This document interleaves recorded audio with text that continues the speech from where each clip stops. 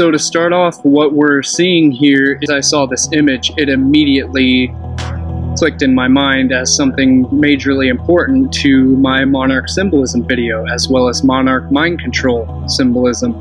But what we're looking at is a cross image of the human brain during a CT scan.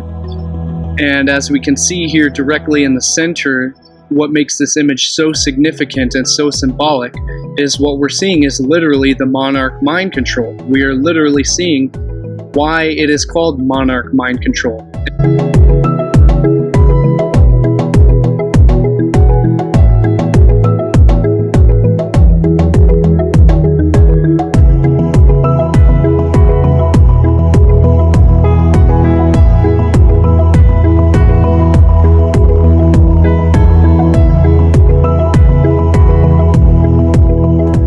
And again, you don't understand this, go back and see my previous video called Symbols and Power, discussing the elements in the symbols and the anatomy, the physiology of monarch mind control. So what we're seeing here in the center, what actually makes up the body of the monarch within the human brain, is called the first and second ventricle, which is the hippocampus of the human brain. It's the optic thalamus region. And the hippocampus is what we call Amun's horn.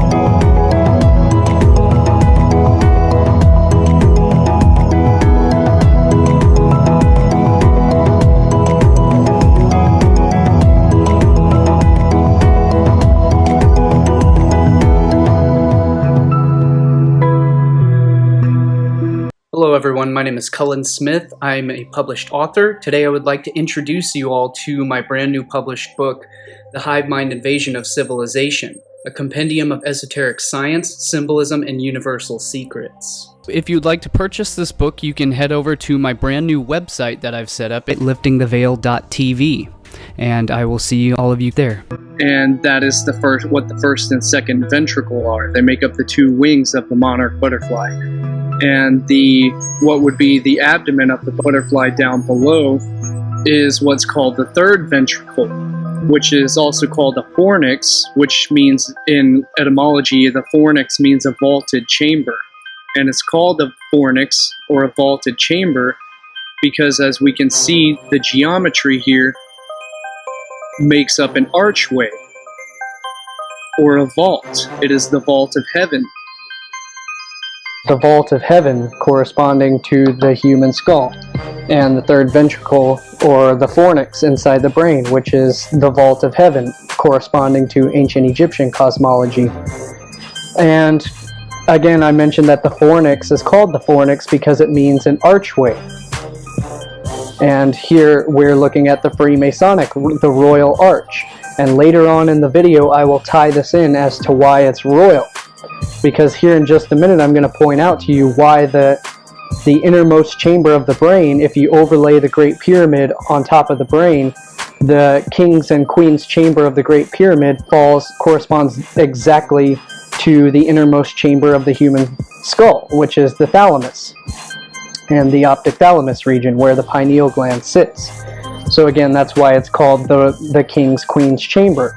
And this is why it's located why it's the Royal Arch. And again, later on in the video, I'll explain more about why it's royal and how it relates to the royalty, to the pharaoh, the king cobra, the king serpent, the basilisk, which means king serpent, which again refers to royalty.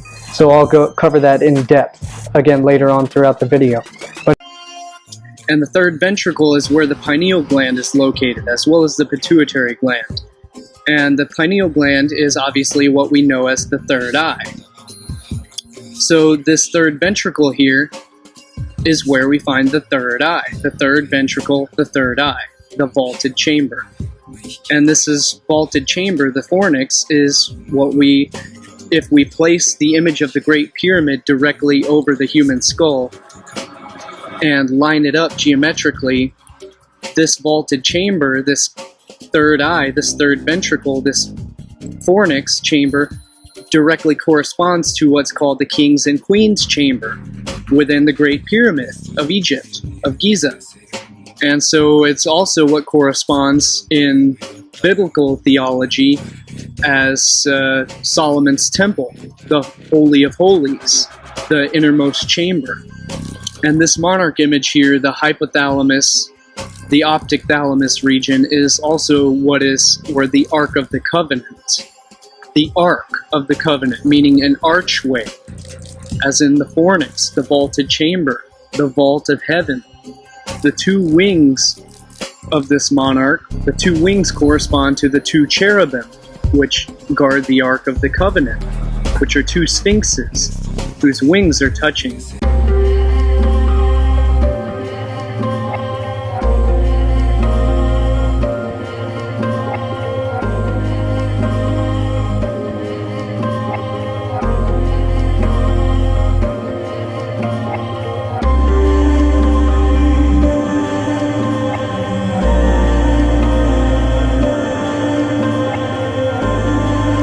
And the etymology of the word fornix comes from fornis, which means furnace. And in this case, we're referring to where the eternal flame burns, the light of the mind, the pineal gland, the light of human consciousness, which is a photoreceptor. And again, go back to see my series called Symbols of Power to discuss the essence of light and the pineal gland being a photoreceptor. In other words, a receiver of light, which controls the human circadian rhythms, the regulation of sleep and consciousness. So inside the fornix, or the furnace, where the eternal flame burns, in Freemasonry it's known as the eternal flame. Just like the Olympic torch is lit and is kept burning throughout the entire games, which represents the eternal flame, the torch carried through the underworld of mythology, which is the light of consciousness. It's the light that is never extinguished. The light of consciousness, the enlightenment, the light of the mind. Enlightenment means light within the mind. Yeah, it's like the the candle is the sacred flame. It's the keeping of the sacred flame. The spirit. The spirit. Which is why, in like the Olympics, you have to keep, and in Masonry they keep the torch lit, they keep the flame, the sacred fire burning, and obviously that's the spirit. It's the spirit it's the flame, it's the spark of life. It's the burning light. It's the flame. It's as David Bowie's Black Star song refers to as the solitary candle. In the villa of all men, in the villa of all men, stands a solitary candle. At the center of it all, at the center of it all. The mind's eye, the third eye, lies directly in the center of the human skull. The pineal is sensitive to light and generates its own source of perceptual light as dimethyltryptamine. It's known as the seat of the soul and the receptor of consciousness. It is the receiver of sight beyond sight. The Eye of Thundera, a thundercat's in danger.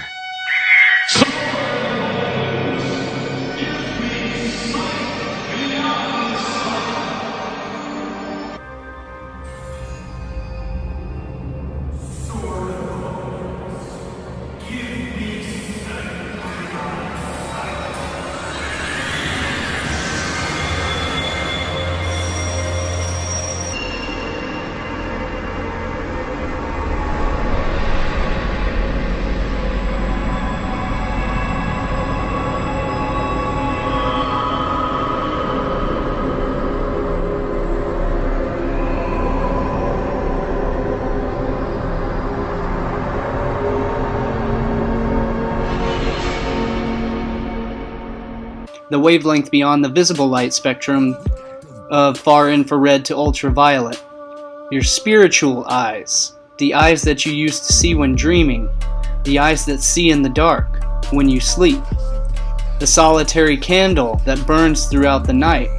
It is said, if thine eye be single, the whole body shall be full of light. And notice how it's called the Villa of Almen, of Orman, which, when he says it in his English accent, sounds exactly similar to the villa of Amen, which, as I've covered in one of my previous articles, the villa of Amen of the human skull, the foramen being a hole where the nerves pass through. So it's the chamber of Amen, the solitary candle, the eternal flame, the light within the mind, the torch that bears through the underworld, the torch that is lit to carry through the underworld, to guide the passage through the underworld, to guide the way through death and into rebirth and eternal life. And the word fornix is where we get the word fornication, because a fornix was also referred to as a vaulted chamber. In other words, it was linked and related etymologically to a brothel, or in other words, a place where you go for fornication. But in ancient times, which was known as sacred sexuality. So this vault, this arched chamber, this arch of heaven is also where we, linked to Freemasonry, is where we get the arch. And at the direct center of that arch, the most crucial component of the arch is the key, what's known as the keystone. And this next image that we'll take a look at is created to illustrate that the pons, which connects to the optic thalamus in the human brain, identically corresponds to the ancient hieroglyphic depictions of the deity called Ptah, or Ta, if you use the silent P, Pitta, which was phonetically pronounced Pitta, and I'll portray how it's more than just iconography and images or images that connect Ptah as the ophthalmos. In Egyptian mythology, Ptah, vocalized again as Pitta in ancient Egyptian, is the demiurge of Memphis, the god of creation, the arts, fertility, and craftsmanship. He is considered the demiurge who existed before all other things, and by his willfulness thought the world into existence. It was first conceived by thought and realized by the word. Pitta conceives the world by thought of his heart and gives life through the magic of his word. That which Pitta commanded was created, with which the constituents of nature, fauna, and flora are contained. A document known as the Memphite Theology shows the god Pitta responsible for creation of the universe by thought and by the word. And it's funny how this directly links to the Genesis creation story, long predating the Genesis creation story. The demiurge is from Latinized Greek demiurgos, literally public or skilled worker, the deity of craftsmanship, artisan. Demiurgos comes from demos, meaning common people. See demotic plus orgos, meaning the root word ergos, meaning work, which is linked to the etymology of the word organ. So the pineal gland and the pituitary gland are both organs, which does work. Hence the word ergos, as in demiurgos, or a small organ, which does work. So the pituitary gland is also linked to pitta, pituitary, pitta, a small organ which does work. This is an excerpt from Antoine Gigol's Crown and the Hero of the Sea. All this is leading us to the rudimentary eye in the human brain. The pitta linked to the word ophthalmos. Ophthalmos is ancient Greek meaning eye, as in the all-seeing eye, the pineal gland. The pitta that Iamblichus is writing about in his book De Mysteris Egyptorium, as the creative intellect, the Lord of the truth and knowledge, the pitta who will become pitta.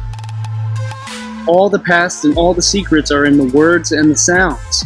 A long journey from the origins for the most sacred artifact of Egypt. The word ophthalmos, secularly described as being from the root words ops, meaning eye, see optic.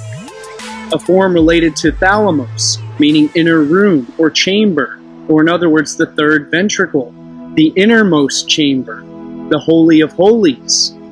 So ophthalmos, meaning eye, is a compound word composing of eye and thalamus, meaning inner room chamber of the inner eye. And I've gotten into arguments with Stephen Bankhurst of Spirit Science and Metaphysics website over all this theology and the etymology, he claims that ophthalmos can't possibly be talking about the pineal gland, can't possibly be referring to the third eye, and it simply is used in the context regarding the external eyes. But that is not true at all, and I will prove that through the etymology. See, again, they say that it comes from the word ops, meaning eye, plus thalamus. They would have you believe that ophthalmos is a compound word of ops plus thalamus, but that's not the case at all. The prefix of the word-forming element ophi, O-P-H-I, however, refers to a serpent or snake. So look at the word again. It's ophthalmos, not ophthalmos. From the point of view of biological evolution, the pineal gland represents a kind of atrophied photoreceptor, which means a receiver of light.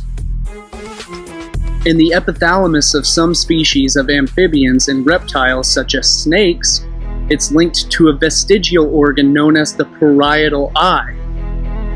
A parietal eye, also known as a third eye or pineal eye, is photoreceptive, meaning receptive to light. It's a receiver of light, and it's sensitive to light, and it emits its own light, and is associated with the pineal gland, regulating circadian rhythmicity, sleep and wake cycle, and hormone production for thermal regulation, body temperature regulation. The very fact that thalamus alone means inner chamber is a dead giveaway that it's referring to the third eye, the Holy of Holies, as it corresponds to Solomon's temple, the third ventricle of the human brain, which is direct midline between the left and right ventricles, or the twin, which are known as the twin pillars. So it's the third pillar of Freemasonry, which stands directly between the two pillars of the sun and the moon, the left and the right hemispheres, the left and the right ventricle, the twin pillars, of which the third pillar stands directly in the center, hence the third eye and the third ventricle. So refer to this amulet of King Tutankhamun's tomb, the amulet of the Uraeus serpent, where the Uraeus symbol was made to represent the goddess Wadjet, which was the ancient Egyptian serpent goddess. It was a serpent deity. And what this amulet is depicting with the Uraeus is it's depicting snake eyes. Snakes have sight beyond sight because they can see in the infrared spectrum. So in other words, they have heat vision. They can sense infrared heat. So they have thermal vision. So they can see beyond the typical spectrum of visible light that humans can see. So they have the sight beyond sight. And they sense this heat around them by taking in, they smell through their tongue, but they also send information into the heat sensing membranes, which allows them to have the thermal vision. And these two cones, or these cones of vision, overlap directly at the center, leaving a perfectly visible Vesica Pisces geometry visual pattern.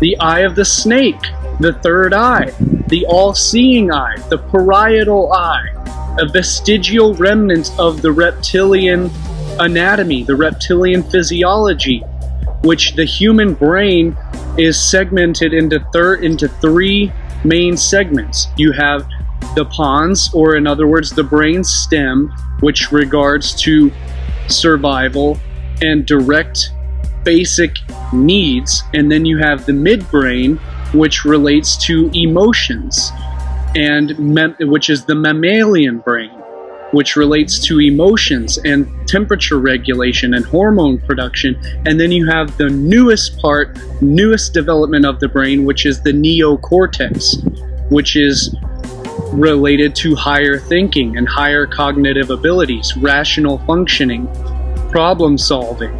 So the reptilian portion of the brain is referring to the most basic urges of human nature, which is survival and the basic needs of human survival. Again, the inner eye, the third eye, as everyone knows by now, the pineal gland, is regulated by the kundalini serpent energy of the body's central nervous ganglia.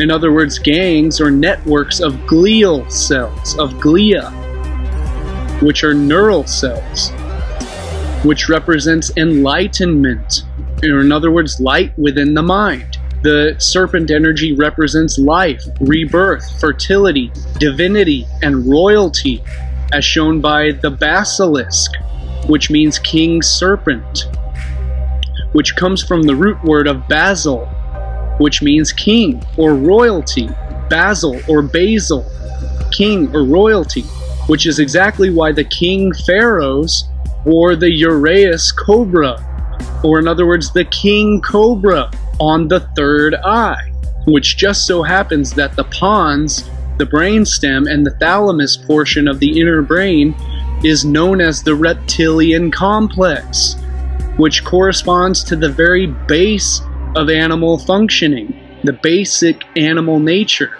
or in other words, the base, which means the very base of the human brain, the bottommost segment of the human brain, which relates directly to survival and instinct, which is why it's called the basal ganglia or the basal ganglia. Literally means the base of the brain. It's the most basic ganglia of the human brain, which is why the base of the brain, or the basal ganglia, looks exactly like a hooded cobra standing on its tail, standing erect. Exactly like the uraeus cobra on the pharaoh's third eye, stands erect, which is a direct representation of the pons. It's a direct representation of the reptilian complex of the human brain. It's a direct representation of royalty, of the king's chamber, of the third ventricle, the serpent, the snake eye. And so, of course, throughout ancient cultures, especially Hindu, Vedic, Indian culture, as well as ancient Egyptian and all throughout esoteric, occult, Hollywood symbolism, this is why we find the Nagas, or the serpent kings, or the serpent gods, the shining ones.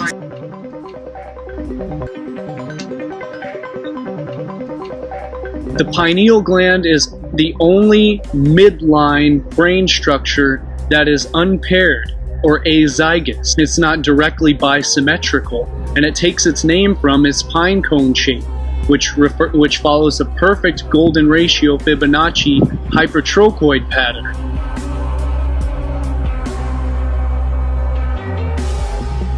Which is the fundamental basis of magnetism and every form of function in this universe.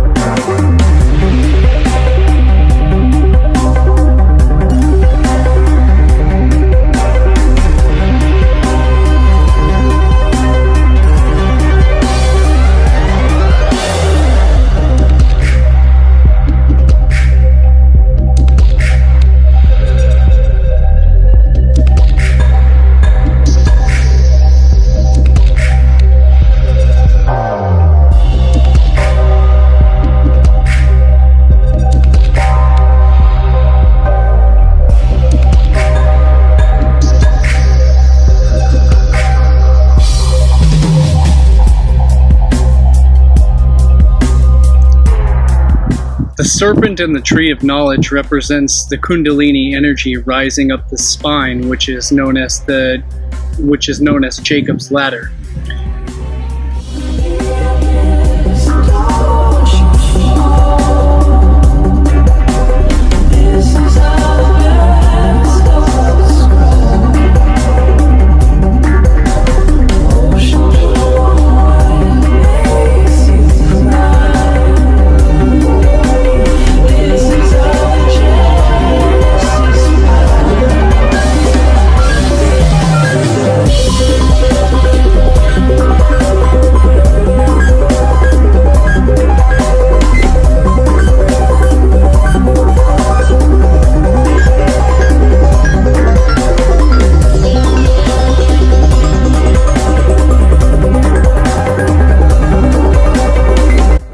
humans have 200 or so bones, but we only have one bone that is considered the holy bone, the sacrum. However, all bones are holy. All bones are also full of holes, or holy, which in medical terms are called foramen. They are foramen. The word sacrum means sacred in Latin, and it lives on in English anatomy as the name for the large heavy bone at the base of the spine, which is the sacrum, also called the spade. The Romans called the bone the os sacrum, which literally meant the holy bone, and the Greeks termed it airon ostion, the same thing, the holy bone. Several schools of thought exist as to what makes this bone so sacred, including the following. Temple, in Greek, airon, meant not only sacred but also a holy place, or a temple. Hiero, as in hieroglyphics, which means holy symbols, which means sacred writing, sacred images, sacred glyphs. So again, in Greek, hieron meant not only sacred but a holy place or a temple. It was the holy place in the sense that within its bony cavity lies the female ovaries and uterus, thus her sacred organs of procreation, her holy of holies. Thanks to its great size, the sacrum is usually the last bone of a buried body to rot. The ancients thus may have believed the sacrum to be the focal point around which the body could be reassembled in afterlife. The sacrum as a sacred sacrifice, or a sacrificial vessel. Some archaeological evidence supports the use of the sacrum as vessel to hold the sacrifice in ancient sacred or sacred rites. Supposedly, the sacrum was the part of an animal offered in sacrifice, since the sacrum is the seat of the organs of procreation. But whatever the exact explanation, the sacrum was surely sacred to the ancients. It was the holy bone, as its name reveals even today. Thus, from the base of the spine, we have the most basic animal instinct, the most basic nature, which also gives us the terms like sacred. In metaphysics, the sacral is the root of the basis for survival, sex, security, and instinctual needs, which is the basis for metaphorical need to sacrifice this portion in order to move to a more advanced state of being. However, like anything else, these things go to shit at the height of ignorance when people take things literally, such as things like literal ritual sacrifice of flesh and blood offerings to some deity. The Ace of Spades. Manly P. Hall had said the spade is actually related to our anatomy, being that of our spinal column and the sacrum bone. This will all start to make sense once you realize that the highest exoteric degree in Freemasonry is the 33rd degree. There are 33 turns in a complete sequence of human DNA, and the human vertebral column usually consists of 33 vertebrae. The sacrum is a large triangular bone that looks very similar to the symbol of the spade. It's located at both the base of the spine between our two hip bones with the coccyx or tailbone, and also at the top of our spine, which connects to the last lumbar vertebrae in its lower part. The sacrum bone normally forms from 5 unfused vertebrae at birth, and they begin to fuse together between approximate ages of 16 to 18 years old. And by the age of 33 to 34 years, it fuses into one bone that looks just like a spade. I've covered all of this in extreme depth in my PDF file called Secrets of All Religions, which has gone way deeper than I intend to go in this video. And at some point I intend to make a complete comprehensive video compiling all of that information into video format, but that's going to require it's going to take a long time. It's going to require a lot of work and a lot of editing to compile that video together. So I just haven't done that yet. Instead, I'm releasing it in many different segments throughout these video series in separate components. But again, the serpent in the tree of knowledge represents kundalini energy rising up the spine, which is known as Jacob's ladder, or the tree, as well as the human DNA, or DNA in itself, which is known as the tree of life.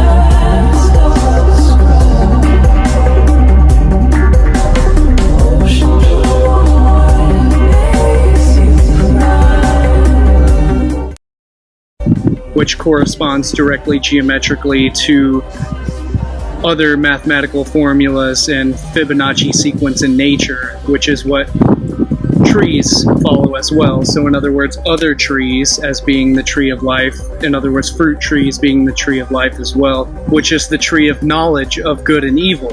And so obviously having knowledge means you have knowledge of both good and evil. This is not bad. This is not something negative. This is not something evil, some religious concept. This is simply having wisdom and knowledge of knowing whether to use that knowledge and apply wisdom to it to do good, or to use that knowledge to do evil.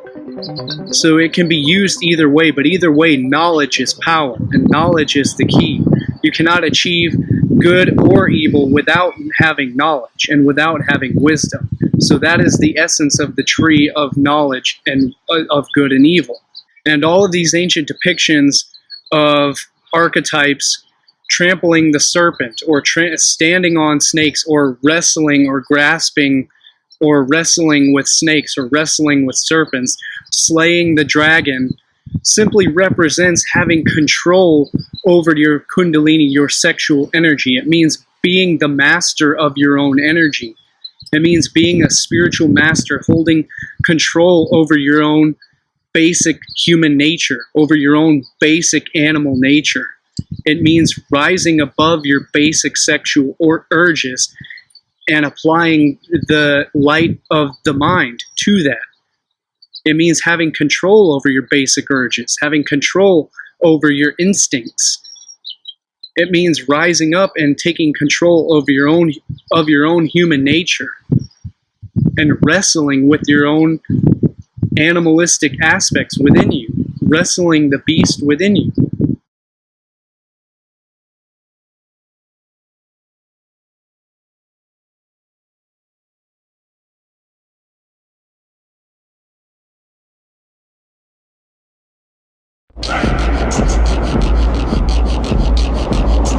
Remember, walk without rhythm and we won't attract the worm.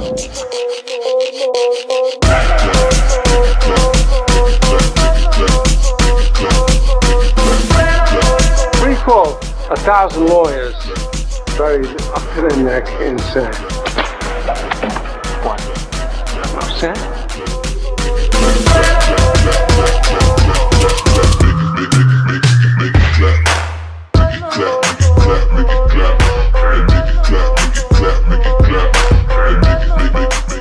The Sun Snakes are with me. He told me he smuggled Jamie Lannister into Dorne. Who's that? Jamie fucking Lannister.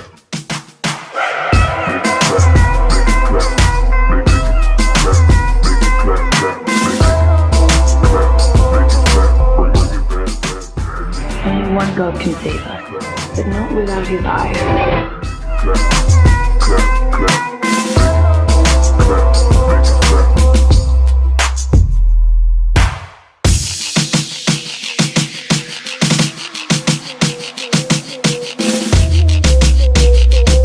Jamie?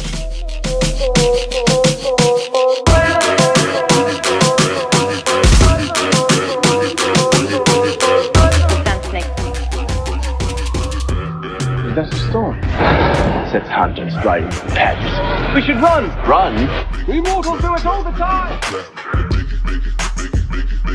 Ages have passed since the gods walked among us.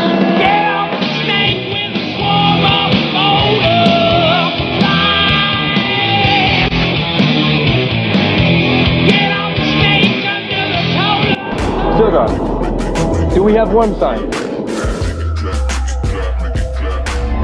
Close your eyes. You see the snake. Moses.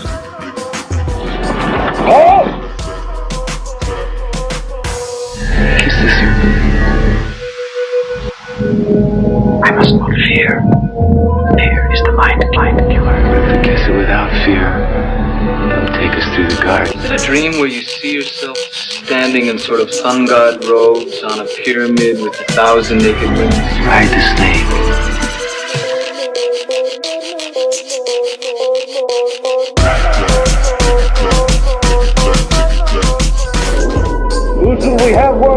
likes of which even God has never seen. Then you shouldn't be afraid to rise.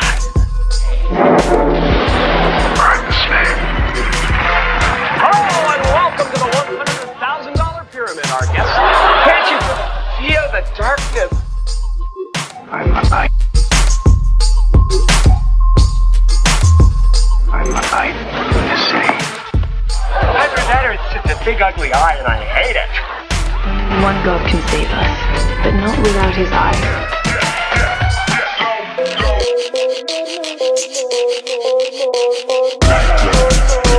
Through the all-seeing eye. Snake eyes.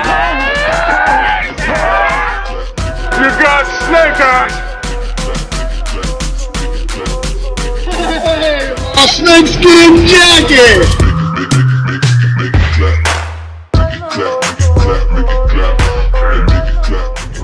I found it. Him. That. It's a third-degree master mason of the blue line. Hey!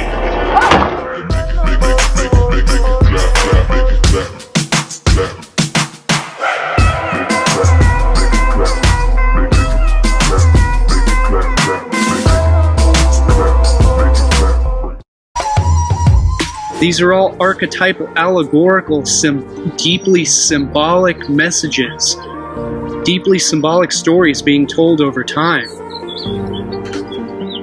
So this is not about simply something being good or evil. It's about having the knowledge of the human physiology, the knowledge of the spiritual technology, and the knowledge of nature, and the wisdom and of the patterns of nature and the functions of life, in order to either do good with that or to use that in order to hide that away, to stash that away, to hide it, to keep it for yourself in order to do evil over other beings, to hold that knowledge and to either do good or evil with it. That's simply all it is right there.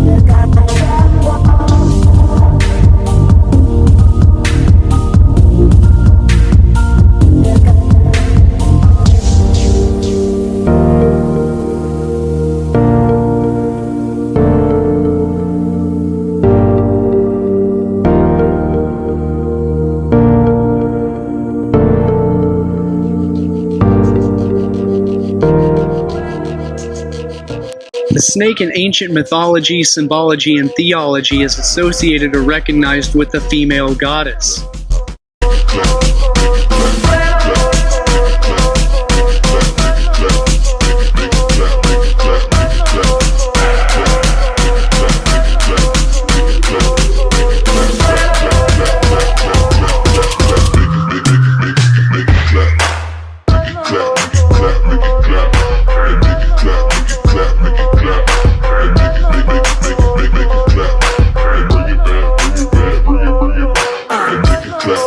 Back.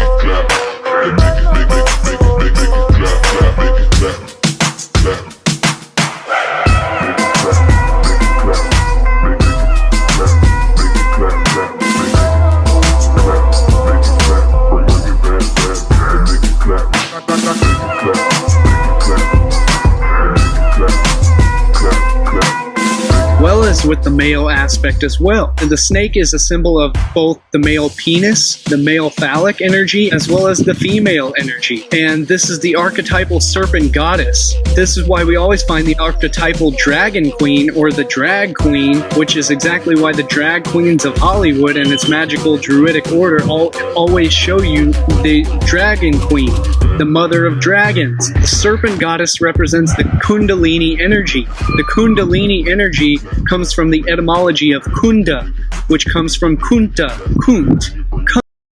The etymology of kunt, meaning goddess, queen.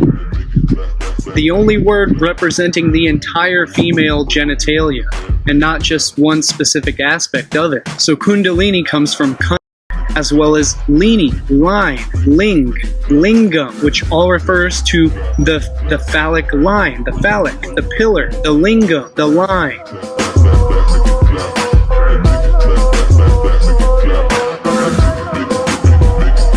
The linguini, the lingerie, which are the thin strings, the thin line, the straight line, the phallic line. The lingam, which is the linguistics, the tongue. How the tongue relates is directly linked to the lingam, which is the penis, which I will cover further on as we get deeper into the anatomy of as above, so below the belt, relating to how what is above the belt is directly a representation and a reflection of what is below the belt, as far as glands and organs are concerned, and physiology. So comes from female genitalia. Old Norse kunta, Old Frisian, Middle Dutch, and Middle Low German kunta, from Proto-Germanic kuntan, a link to Latin cuneus, meaning wedge, as in cuneiform, which was a language using specific wedge shapes to create the alphabet. As it's no mystery that the female vagina is known as the wedge. It's the female delta.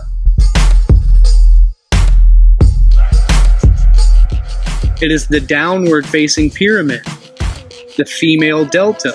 Tradition said the triangle was the primordial image of the female triangle of life.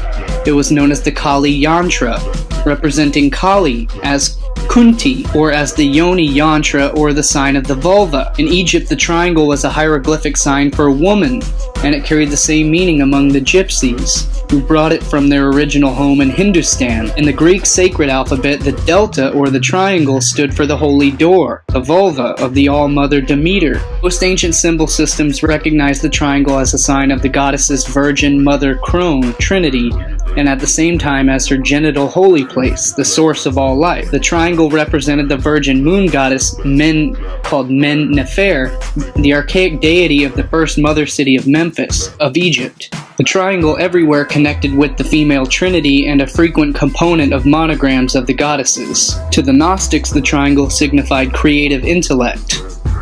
The Sinai Peninsula, which is known as the Fertile Crescent, the female's fertile crescent. Cuneus, meaning wedge, from Proto-Indo-European root gu, meaning hollow place, as in hollow hole or vagina. From Proto-Indo-European gwen, which is the root of the word queen, related to Greek gyna, meaning woman, hence gynecology, the study of the woman, of female anatomy. And you are Gina? Gina. Hey, what's up? Nothing. Look, I'm gonna be real honest with you. It's been a long time since I've been with a man. Spent a lot of time with the ladies. Looking to get back up on that pogo stick, you know what I'm saying? So the origins of the word cunt directly relate to the female goddess, or queenhood, the goddesshood, the goddess aspect. It is not something derogatory. Anytime you use the word cunt, it is held in the highest, most sacred aspect. So when we look up the etymology of the word Gina, or Gina, the name Gina, it brings us to yawn, the open wide mouth, the yawn, her gape. From Jin, Old Norse Gina, to yawn, Proto-Indo-European guy or gay, to yawn, gape, to gape, the yawn, to gape, be ajar. So this is why we're talking about her yawnin, her yoni, the yoni, the yawn, the open mouth, the gape, her gina.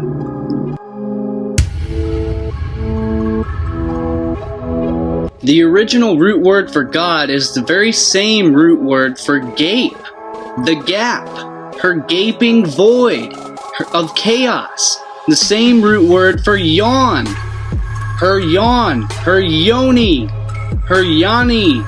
The same root word for chaos of ancient mythology, which is the goddess of the deep abyss, of the black abyss, the serpent goddess of the deep waters, the kraken, Tiamat.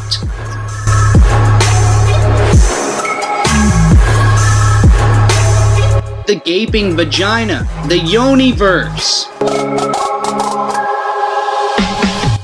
Gyu, meaning hollow place, her hollow holy hole.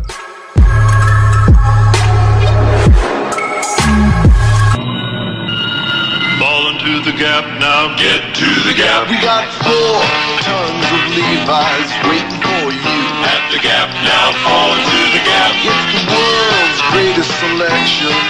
It's true. At the gap now, fall into the gap. Whatever your shape, sex or size, we got your favorite Levi's jeans. At the gap now, shoot about the gap, fall into the gap. The great abyss, the black abyss of space and the deep oceans. The matrix, which means womb.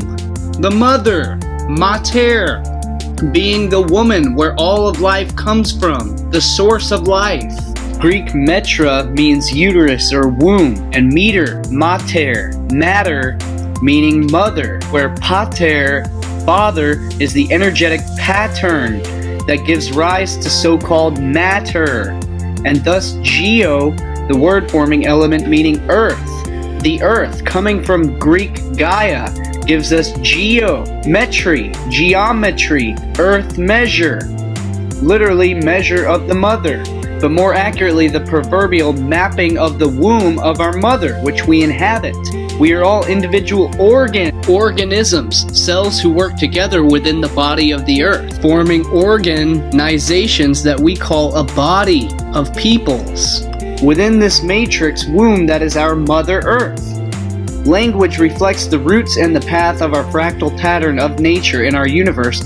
How that which we call God, most refer to as a man, just shows us that we are cells that make up a larger organism called Earth, which is itself just a living cell that makes up a larger organism called a galaxy, which is also a feminine word which comes from geo, galactose, meaning milk, which is why we have the Milky Way galaxy.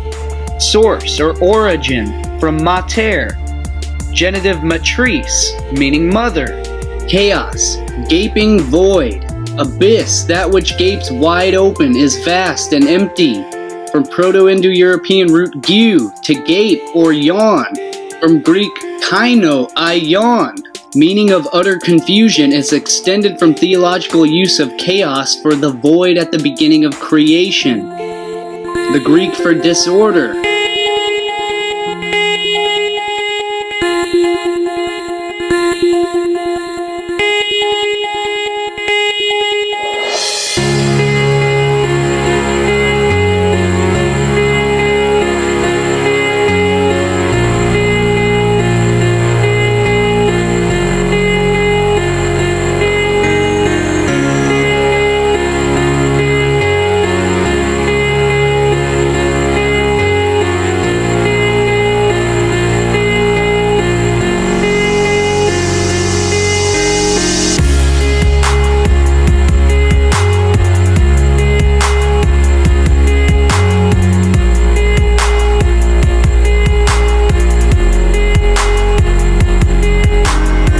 The concept of primordial comes from Latin primordium, which is the root words of prime, of primus, and ordiri. Prime being the first, and ordiri being to begin, as in the beginnings of creation. So it's the beginning of order.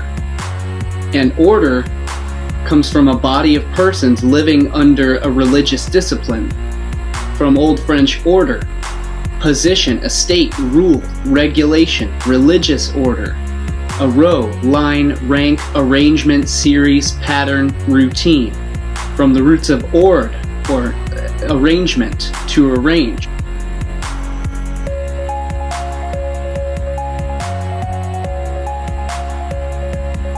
Nominative ordo, which is the source of ordiri, to begin to weave, comparison with primordial. And this will make further sense towards the very end of the presentation, when again I mention the order of the universe and the weaving of the universe at the primordial creation.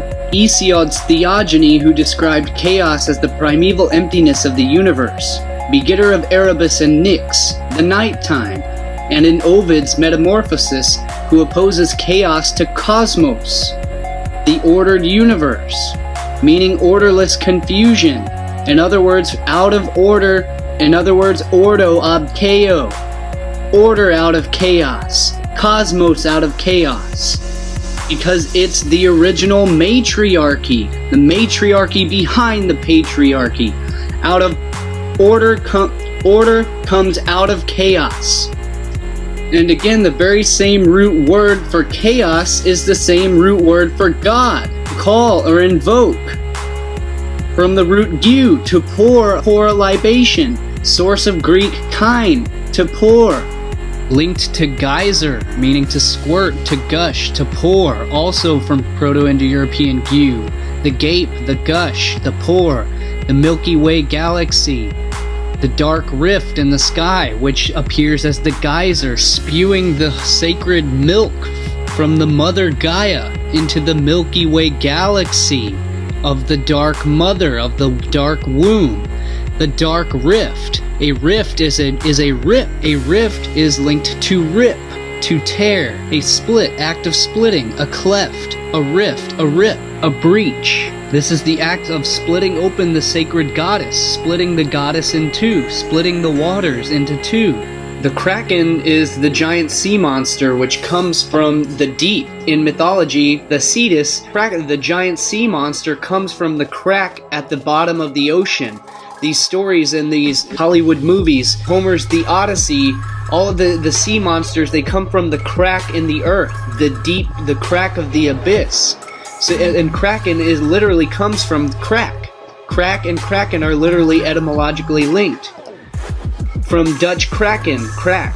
And to crack is to make a sharp noise, as in cracking the whip. The Kraken comes from root word of crake, which is a pole, a stake, or a post, or in other words, the phallic, which pierces the feminine, the phallic, which pierces the serpent monster. It penetrates the serpent monster, it penetrates the sea monster, the phallic and the feminine, the act of sex, of slaying the dragon, of slaying the serpent sea monster goddess. So the Kraken is literally the crack in the earth. The crack in the earth which the sea monsters escape. The Cthulhu, which comes from the crack deep within the earth. The giant squid, the squid monster, the octopussy. Release the Kraken!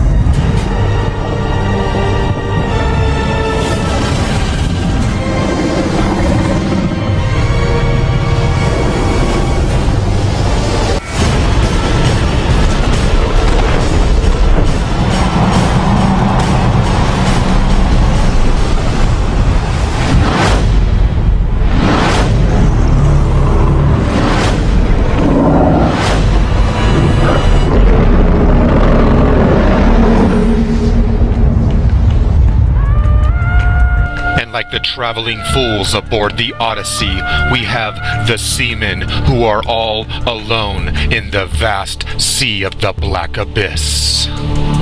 And if you pay attention to the movie The Odyssey, you'll know it's talking about sex magic, because the seamen enter the sacred cave of the goddess. And the deeper down the tunnel they go, they awaken the primeval monster of the female goddess. And that's why in the movie they show you the seamen battling the sea monster inside the deep caverns of the cave, or the labyrinth. And that's why they bear the light of the fire fertility and the phallic sword. Then they come to the end, where they meet the mouth of the primeval goddess. The cave opening is the vagina, but this is the cervix of the woman, and that's why it's contracting and opening, and that's why it's swallowing up all the semen. So it's like a big bucket of water or the bottomless pit, and that's why it swallows all of them up, including the ship. And then they show you the primeval goddess having an orgasm and squirting up in the air, which is the female ejaculation, like when she squirts. Oh, crap.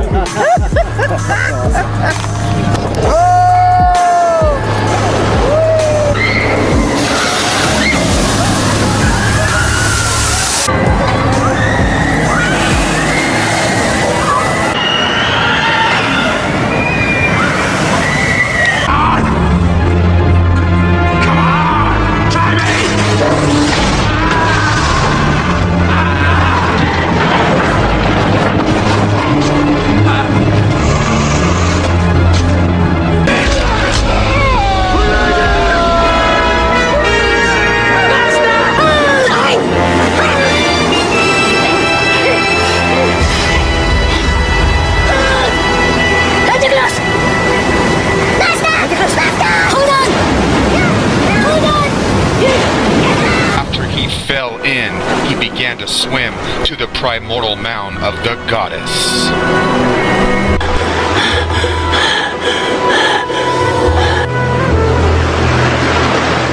So now maybe you'll understand the next scene from the Pirates of the Caribbean.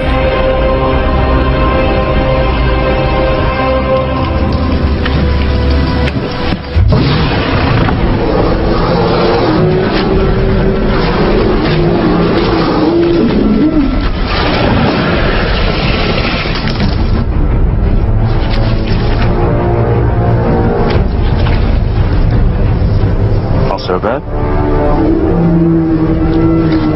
Oh.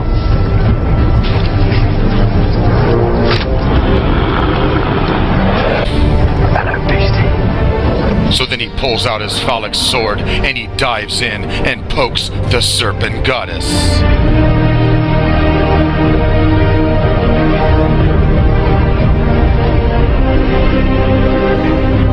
So the goddess vagina of the sea monster swallows the semen. And before I forget, why do you think that the Kraken is always portrayed as an octopus? Because like I said before, that's the mouth of the vagina, and that's why it's called an octopus, because the gap or the slice looks like the mouth of the vagina. And of course they shapeshift or camouflage. So the Kraken represents the primordial goddess of Tiamat, the primeval goddess who gave birth to the 11 guardian monsters.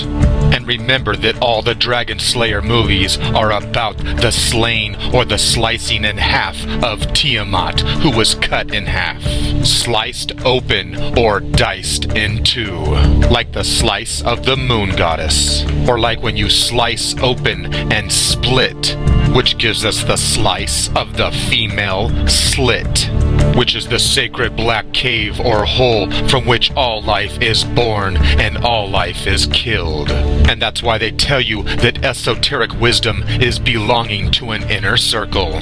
So let's take a look at some splitting open and some gaps and holes.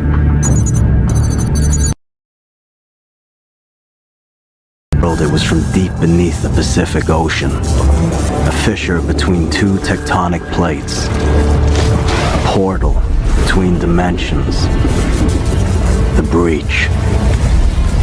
I was 15 when the first kaiju made land in San Francisco.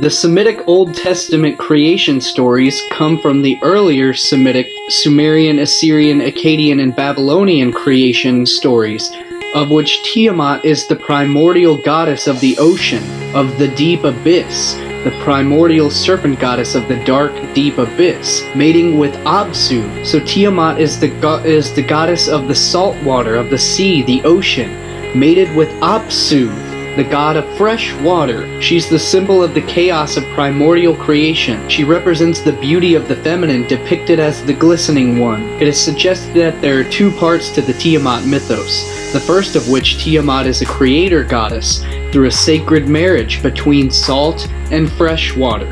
These themes of the Old Testament of the creation stories, which come from the further Egyptian creation story of the primordial mound of the waters of the abyss, are about the two waters. Again, the waters of above and the waters below. It's all about the two waters, the salt water and the fresh water.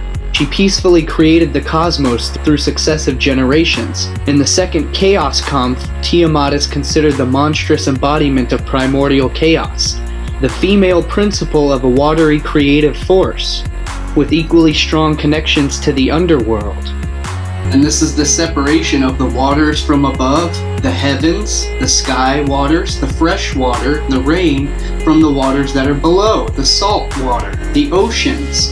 So you have the father sky, who is Greek Oranos, who rained down his seed onto the fertile earth of Gaia, onto the mother, Gaia, to impregnate her, which gives the fertility of life and renews the crops, the regeneration, the regrowth, the life cycle. So this is referring to the two waters, the rain and the oceans, the water cycle. The father sky who rains his fertile seed upon and impregnates the fertile earth, who grows the fertile crops, the fertility of nature, the life cycle of nature. Two waters of nature, the salt water and the fresh waters, which intermingle and intermix, just like the sexual act where you mix, the male water mixes with the female water. The mixing of these waters, the sexual act, the splitting of the goddess into two, the dividing, splitting her open like a seashell.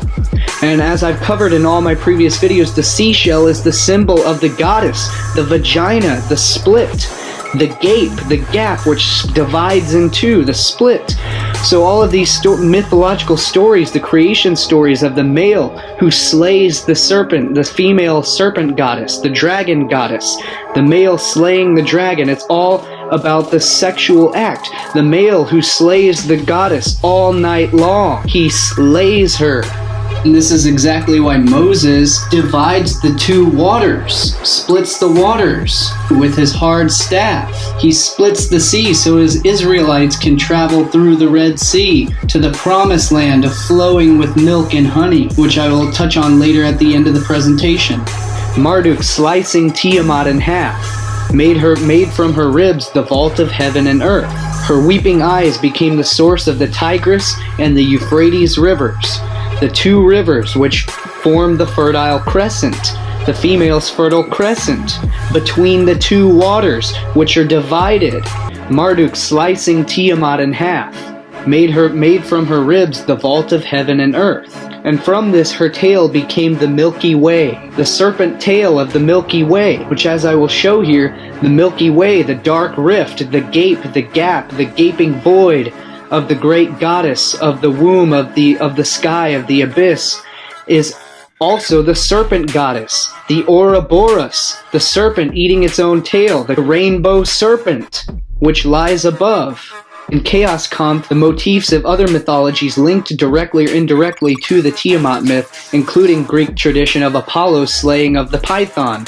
And this ties in exactly to the Greek mythology, which comes from the Egyptian mythology, the bark of Ra, who battles with the serpent monster Apophis, the chaos monster, in order for the rule of the cosmos, the order to emerge from the chaos of the cosmos. In the Greek myth of Zeus battling the serpent monster Typhon for the rule of the cosmos, when Zeus slays Typhon, the serpent monster of chaos, and defeated, Typhon is cast down into Tartarus by the angry Zeus. The serpent water god Typhon, where we get the typhoon, the water storm of destruction. Hercules, who slays the Hydra. The clash of the Titans, referring to the primordial chaos, a cataclysmic era in the past of when the planets were according to Immanuel Velikovsky, were worlds in collision. The planets were in conflict, and vast electrical discharges being emitted between the two, the time of great cataclysm. And this relates to the field of cymatics, which is the sound resonance, where particles within a medium will vibrate at specific rates, at specific frequencies, and will achieve exceedingly increasing rates of higher order. But those periods of order have to transition through periods of chaos. And this is likely what happens in planetary solar systems throughout the universe, is when they enter energetic resonances of higher order, the particles, the planets within this medium will engage through periods of chaos until they achieve higher magnitudes of order or higher structure of order through those periods of chaos. The name Tiamat is a cognate for the word sea. Tiamat has also been claimed to be cognate with the Northwest Semitic Tehom, meaning the deeps, abyss, in the book of Genesis. Robert Graves considered Tiamat's death by Marduk as evidence for his hypothesis of an ancient shift in power from a matriarchal society to the later patriarchal society. Graves' ideas were later developed into the Great Goddess theory. Theory suggests that Tiamat and other ancient monster figures were presented as former supreme deities of peaceful, woman-centered religions that were turned later into monsters when violent. In other words, they were later demonized and cast down. Their defeat at the hands of the male hero corresponded to the manner in which male-dominated religions overthrew an ancient peaceful society. In Greek mythology, Poseidon sent the sea monster, the sea serpent monster, Cetus, who was defeated by Perseus, who Perseus slayed the serpent sea monster. He slayed the kraken, the monster of the deep waters. Poseidon and his Roman equivalent, Neptune, is the god of the deep blue sea. He carries the weapon of the trident, which is used for spearfishing, and the tip of which is represented by the Greek letter psi, which I will touch on later in the presentation. The mighty earth shaker Poseidon ruled the waves that the ancient seafarers depended upon, responsible for the destruction and the devastation, chaos and the wrath wrought by the sea, oceanic destruction. Shiva is part of the Hindu holy trinity of the creator, preserver, and he is the destroyer. Shiva is the phallic principle. In his fierce aspects, he is often depicted slaying demons. So he is the male phallic aspect of the Holy Trinity, the destroyer who slays the demons, and slaying the serpent principle in the sexual creation and destruction, because the act of sex can be used for either protection, creation, health, and preservation, and procreation, or it can be used for destruction and control in its unbalanced, in its malevolent form. Can be used for control and domination and power over another, rather than personal power, which emerges from within through the divine sacred marriage, the sacred union.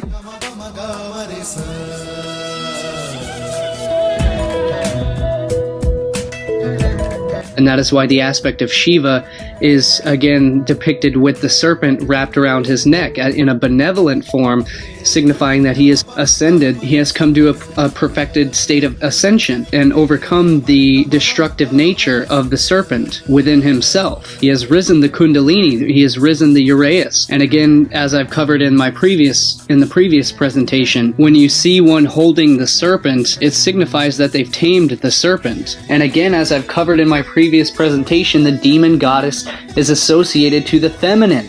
He is the epitome of the Shiva lingam, the act of sex, Shiva and Shakti, where the two divine masculine and feminine principles converge. Now I want you to grasp fully why I have included this segment into the presentation, is because other than just the obvious surface similarities between Shiva and Neptune, Shiva is the destroyer, third and final aspect of the Trinity of God.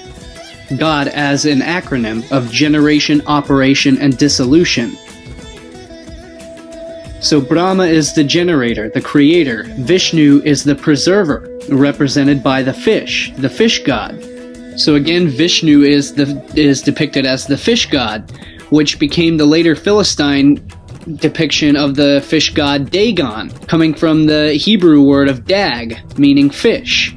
And as I mentioned earlier in the presentation, or the word dragon means a serpent, a huge serpent, a giant sea fish, which is why Vishnu is represented by the yoni aspect of the yoni stone in the Shiva lingam. In other words, the yoni stone, as we've covered already thoroughly, is the female vagina, the fish, the ichthys. So Vishnu is the fish, the vagina, the ichthys. So Shiva is the destroyer. So Shiva penetrates the fish. Shiva penetrates the Vesica Pisces, the yoni, which is why he carries the symbol of the trident, which is used for spear fishing. In other words, he's spearing the Vishnu, he's spearing the yoni, the vagina. He is penetrating the vagina, penetrating the womb. So this is the very same concept of Osiris, who was cut into 14 pieces, and his phallus was thrown into the river by Set, and his phallus was consumed by the fish. In other words, his penis was swallowed by the vagina. So Brahma, the first, the creator, represents the process of evolution. Vishnu, the preserver, represents the operations of everyday life, the preservation of life itself, the carrying on, the reproduction of the life cycle. While Shiva represents the involution, in other words, the journey within, meaning the journey into. And this is why he's represented by the entire Shiva lingam, by the entire process of sex and regeneration itself, which is the journey into, the journey within, the journey into the womb, the journey within yourself, the journey into her. And I'm going to tie into, again, what the Shiva lingam represents here. The lingam stone represents here as well, and branching into other mythology and other theology as well. And on a side note, this is exactly why the Kaaba stone at Mecca in Islam is the black stone. It is the black yoni stone of the black abyss. The black fertility stone, again, just like the Shiva lingam stone, the black stone, just like the black stone of Jeb in Egyptian, the black stone of the primordial creation, of the primordial abyss.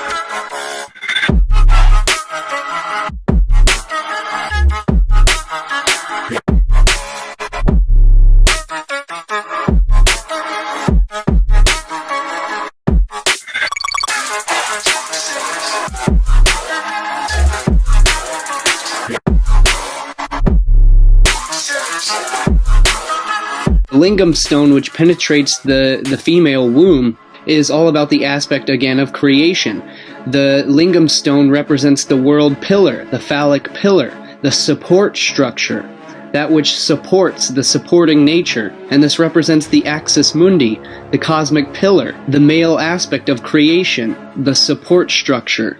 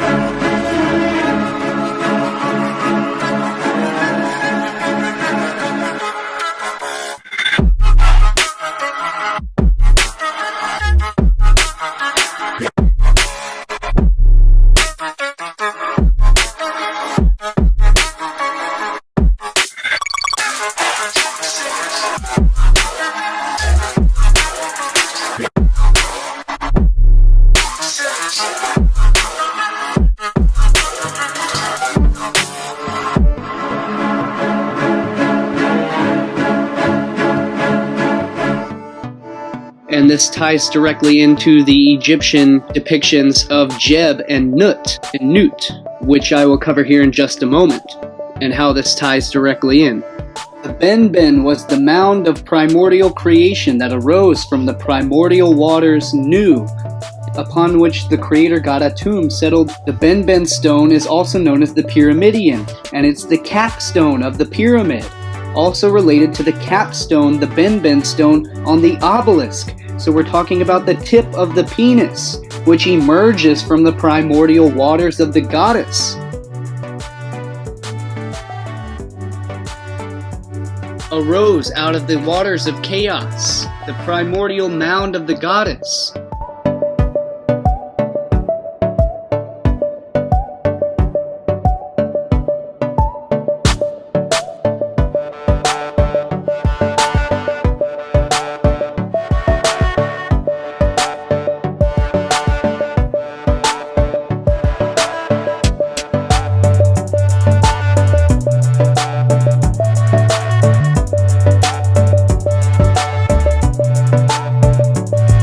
The primordial mound of the goddess, of her mons pubis, her mound, the mount of primordial creation. When you mount in the act of creation, this is where you mount her. And in case you think I'm making this up, mons comes from Latin mountain, used in English in various anatomical senses, especially the mons veneris, or the mons, which is also called the mons pubis in medical anatomy. The mons veneris is Latin for Venus. So mons veneris is mountain of love, or the mount of Venus, the mount of love, representing the fleshy eminence atop the vaginal opening. Her mound. So this is exactly why now you know why they're in ancient cultures they have the ancient sacred burial mounds, what are called tumulus, or plural tumuli, which is the sacred burial mound, the mound where you come from the womb and you end back up in the tomb of the earth. The tomb, you end back up in the womb of the goddess, the womb of the mother, from womb to tomb. And this is why it's called a tumulus, which is the mound of Atum. It's a tomb. So now you know, finally, once and for all, where the tombstone comes from and why we put up the tombstone. The Benben stone, which is the lingam stone, and the burial mound. So now you know exactly why they have the ancient serpent mounds. The ancient serpent mound of the serpent swallowing the egg. The ancient serpent burial mounds.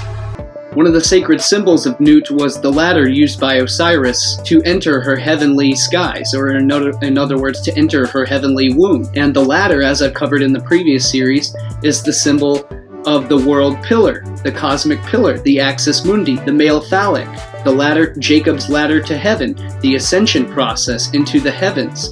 In other words, in the microcosm of the body, it's the spine, the ascension to the heavens.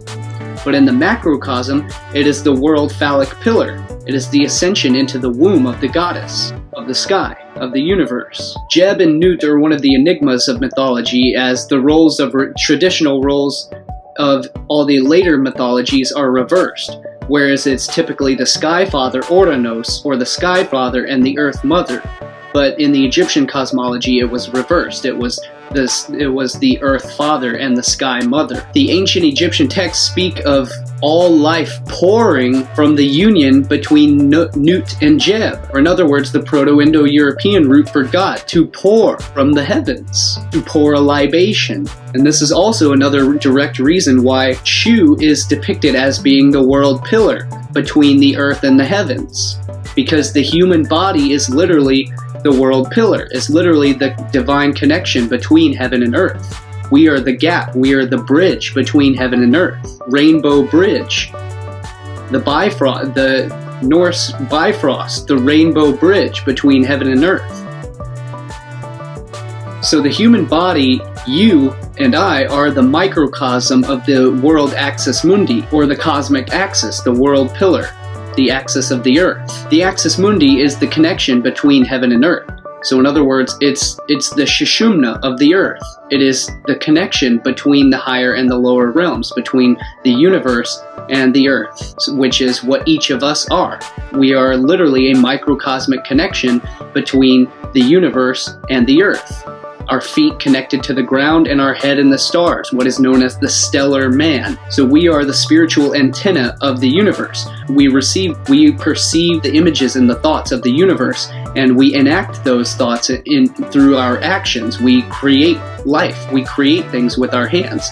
In other words, we are the organisms within the body of the earth that come together to create organizations, to create bodies of peoples within the earth. And an organ means that which does work. So we are literally the organs within the body of the earth. We are the organisms that make up the larger body of the earth. And this spot, the axis mundi, is what is considered as the omphalos, or the navel of the world. Omphalos means sacred stone.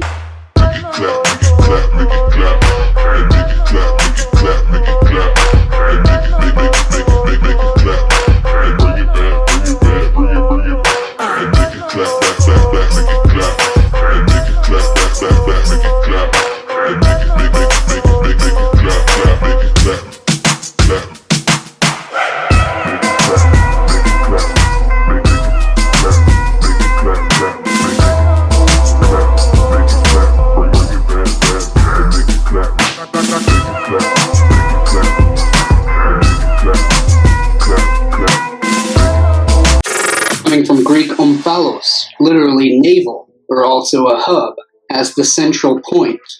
From Proto-Indo-European ombhalo, from the root om, meaning navel. The omphalos is the name of the rounded stone in the shrine at the Temple of Delphi, related omphalic.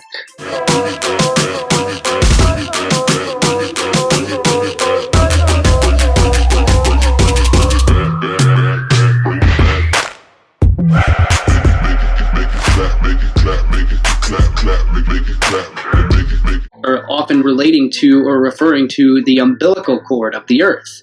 In other words, the womb of the mother, which provides nourishment. Many allegories and natural objects have been used to depict the axis mundi, from the mountain, the tree, the vine, the stalk, a pillar, anything that is a phallic pillar, the phallic representation. The stories of Jack and the Beanstalk, Jacob's Ladder, Stairway to Heaven. And this is why every mythology and every culture reveres the sacred mountain, the sacred mount, or what's known as the world mountain. Because the mountain is the unification, the male phallic unification between the feminine womb or the universe. It is the highest point, because the ancients revered the highest point that they could become to God, because the gods were in the skies where God is, and at the highest point. And this is why the elites have always revered the highlands, and all the royalty have the highlands, where the slaves and the serfs work the lowlands, the low valleys, and they work the fields, and they plow and labor away and toil away in the fields, while the elites scrape the cream off of that labor and reap the luxuries up in the highlands.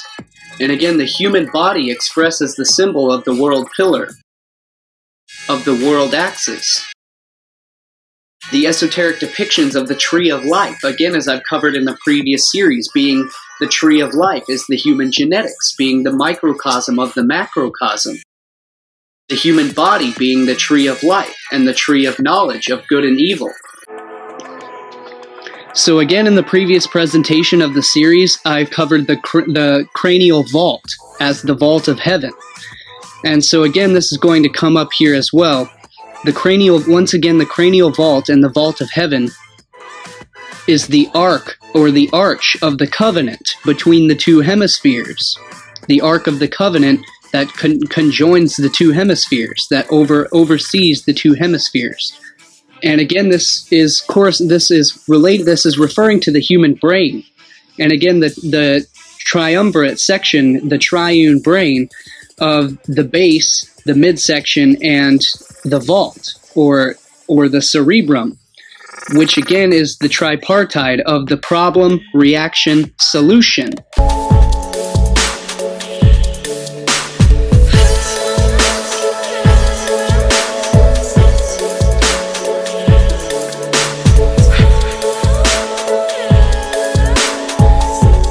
The base being the reptilian the R complex, being the fight or flight response, the survival, which is the unconscious nature.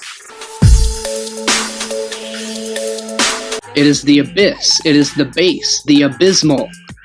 And then the emotional complex, the mammalian complex, refers to the emotions, or in other words, the subconscious, the reaction, what gets us to respond to the problem. First, there is a problem. The emotional response is how we respond to that problem. And then we have the highest portion of the brain, which is the functional, the rationing, the reasoning, and the logic, which is comes up with the solutions to the problem and the reaction to that problem. And thus we have the solution, the problem, reaction, solution. So we have the base, the abyss, the subconscious, the unconscious, the depths, the black of the abyss, the deep subconscious nature. Then we have the emotional complex. We have the conscious mind. And then we have the superconscious mind, which transcends rational thinking and which is inherent knowing, the source of all knowledge, the source of knowing.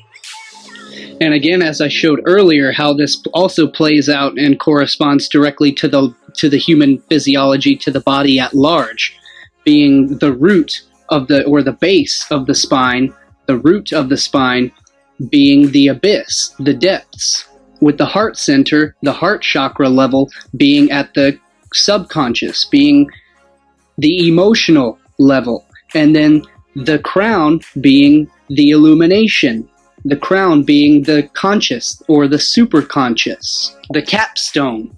So again, how this trinity plays out through every aspect of creation, from the physiology to the psychology to the theology and the mythology, to the anatomy as well. So again, this is the pattern, this is the pater, the pattern of nature and the pattern of creation.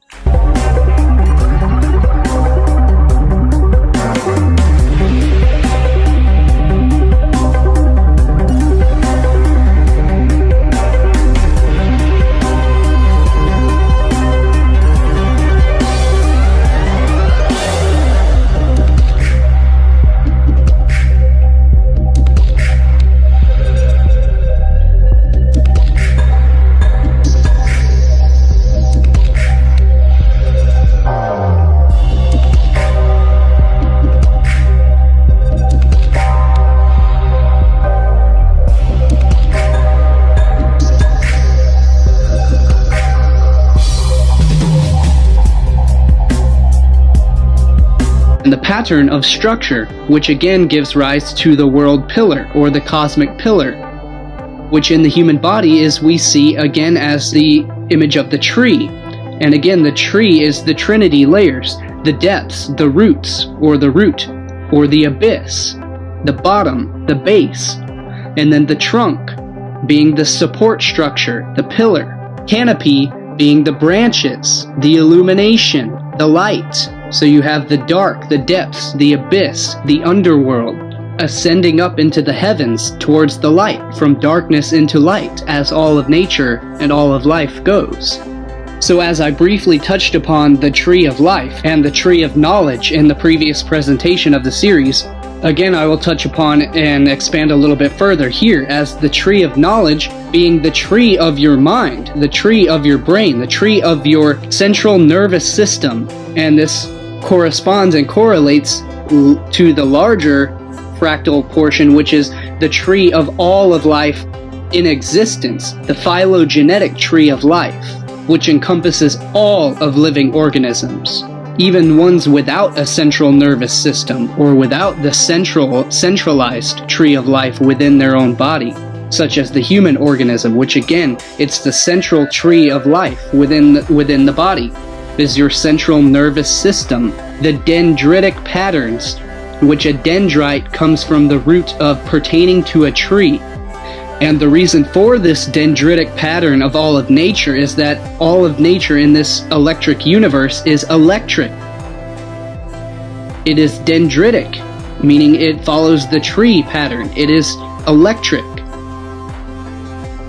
Semitic interpretation of the unconscious is the Sheol, the underworld. The Hebrew Bible supports the descriptions of the Sheol, which suggest that it is something more than just a place. In terms of sheer numbers, of the amount of anthropomorphic descriptions is significant. Sheol is either portrayed by means of human qualities, as in Job 26:6, Canticles 8:6 as desire, and Isaiah 5:14, or it's attributed with the elements of the human anatomy, the womb. In addition, Psalm 49:15 praises the Elohim who are said to ransom one's soul from the hand of Sheol.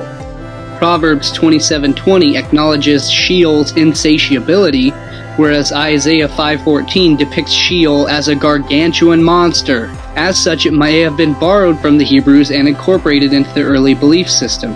What is more, some scholars argue that Sheol, understood anthropomorphically, fits the semantic complex of the other ancient Near Eastern death deities, such as Nergal, Ereshkigal, and Mot. An Egyptian, Ma'at, is the goddess of the underworld, who is responsible for judging the souls of the dead against the scales of truth. She is truth and justice. She is the scales of balance. She is Libra, the kidneys in the body, which judge the balance between the underworld and the upper regions. The kidneys are the scales of balance between the underworld and the worlds above.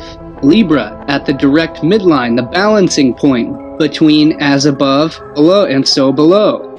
So the Sheol is literally the she-hole, and this is not secular etymology here. Sheol doesn't actually come from she-hole, but it is related directly to the she-hole. It is referring to the goddess underworld, the underworld of the earth, the abyss, which is why the Sheol is a direct correlation to shale. When you look at the depictions of the Sheol, it is an oil reservoir beneath the ground.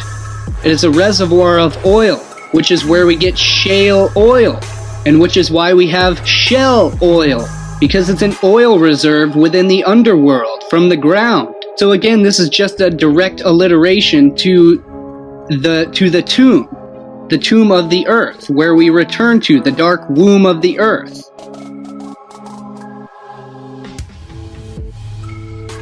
From the Latin firmamentum, literally meaning a support, a strengthening, which is a verb. To support, to strengthen, steadfast, enduring. It's translated Hebrew rakia, a word used of both the vault of the sky and the floor of the earth in the Old Testament. Literally expanse, from raka, meaning to spread out, as in her expanse, her gaping void, her holy hole, to spread out, spread eagle, which makes firm or makes you solid. She makes you firm, a support, a strengthening, to make strong.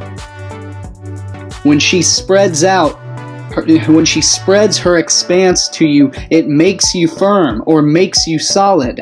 The firmament, which supports the vault of heaven, as I've covered in the last series, which you need to go back and understand how the vault of heaven is referring to the body, the various places as above, so below in the body, the sexual regions as well as the brain and the skull, the mind. So I want you to pay attention here. What you're looking at is again Jeb and Nut, and Jeb impregnates the sky. The earth impregnates the sky, so what you're looking at again is the world pillar, the cosmic pillar, a direct correspondence with the human skull. As depicted here, you have the human spine as the cosmic pillar, the world pillar, which supports the vault of heaven, the cranial vault.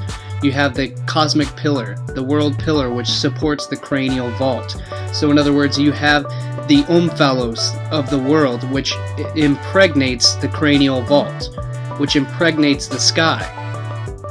So you have the pillar which impregnates the sky. And again, as I showed a second ago, with the power symbol, again you have the phallic which impregnates the arch, the archway. The arch is feminine, the curve is feminine, the phallic is the pillar. So in the human body you have the diencephalon, the basal ganglia, which impregnates the neocortex, the human spine, which impregnates the vault of heaven. This is universal cosmology. the macrocosm of the microcosm within the macrocosm. This is the torus dynamic. Exact same story of a Greek mythology of Atlas, of the Titan Atlas, who is a personification of the mountains, who holds up or supports the celestial sphere. Hyginus emphasizes the primordial nature of Atlas by making him the son of Ether and Gaia. In other words, the son of space and earth, the pillar of support, the support structure of the celestial sphere above the sphere of the earth. Atlas's symbol is the globe, which is why we have the atlas, which is where we get the atlas bone of the spine, which is the atlas bone of the spine, which supports the globe of the skull, the microcosm of the macrocosm.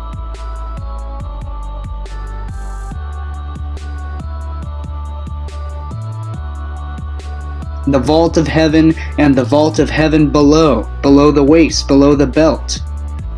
I want to make mention that for most of you already know that the ancient Hebrews were actually so dumb that they literally believed that there were holes, a solid firmament of the sky, from which the rainwater actually came down through these holes from the waters above this solid dome, and that's what made it rain. That's how dumb these ancient Hebrews actually were, called the gate, called the windows of heaven. Whereas if you actually compare the ancient Hebrew conception of the universe to the human skull, then you actually start to get a clear picture as to that there is cerebrospinal fluid above the structure of the brain.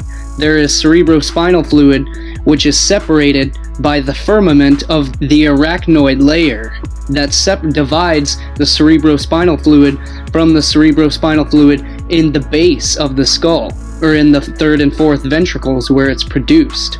And so this cerebrospinal fluid circulates throughout the body, as I will mention here further in the presentation. And there are literal gaps in this arachnoid layer. There are holes, there are windows of heaven from which the cerebrospinal fluid can escape outward, and it can escape into the superior sagittal sinus. But it does not come in through these windows of heaven, it escapes outward. And the cerebrospinal fluid circulates down through to the base of the spine, and then it circulates back up the spine. And what circulates this pump is pressure mediations of deep breathing and pressure mediations between hot and cold. And this is one of the key aspects for health. Earlier in the presentation I mentioned that the lymph, the clear water, must be kept clean and pure in order to maintain a healthy state. Well, the same is true for the cerebrospinal fluid. It must be kept pure, and it must be kept clean and healthily circulated. This is why stretching and meditation and exercise is so important, as well as sweating and breath work, deep breath work, because these are the only things that circulate the lymph system, the lymphatic system, as well as the cerebrospinal fluid. Because both of these two crucial systems of water in the body do not have a circulatory system. They do not have their own pump system. They have to be pumped manually. Snake has always been the symbol of fertility, rebirth, and renewal. Shedding of the old skin, of the old self, and being reborn into your new skin.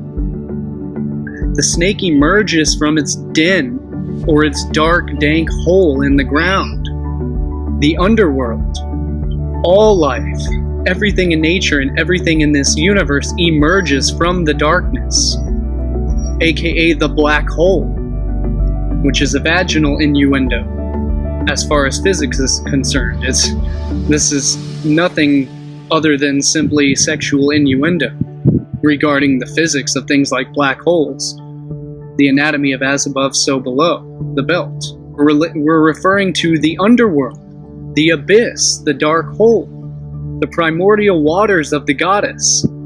This is why the snake represents sex and fertility, because it enters in and out of the hole, of the nether regions, where it resides, in the ground, as well as in anatomy. The male serpent resides in the female hole, the female cave. Darkness represents or represents the feminine nature, because the goddess is negative in nature, and negative not as in bad, just simply negative polarity, as in two polarities, and the female is the negative aspect, the negative polarity, where the male is the positive. Electricity, you have an outlet, a male and a female outlet. The male deposits the inserts into the female outlet. Thus her organs are inward. Her energy contracts. Her sexual energy is contracting. It is centripetal, meaning it sucks within, it sucks into. This is directly relating to physics and magnetism. In physics, you have centripetal convergence and centrifugal divergent forces, two forces of nature. There is expansion and contraction. Everything in nature breathes in and out in an ebb and flow. So the female energy, her essence is magnetic, as in Magdalene, as in magic. The root word of mag being female, magnetic. Her essence is water. It's cool, wet, moist, which is why she's associated with the cave, the caverns, the dark hole that leads to the underworld, to the abyss, into the ground where caves go.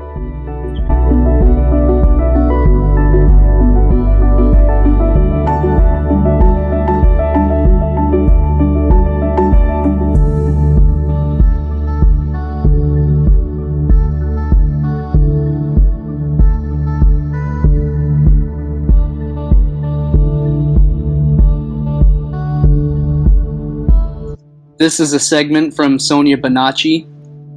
From the earliest conception of man, the sacred egg represented the origin of life and the secret of being. In the ancient Greek Orphic tradition, it was known that the universe originated from within the silver cosmic Orphic egg.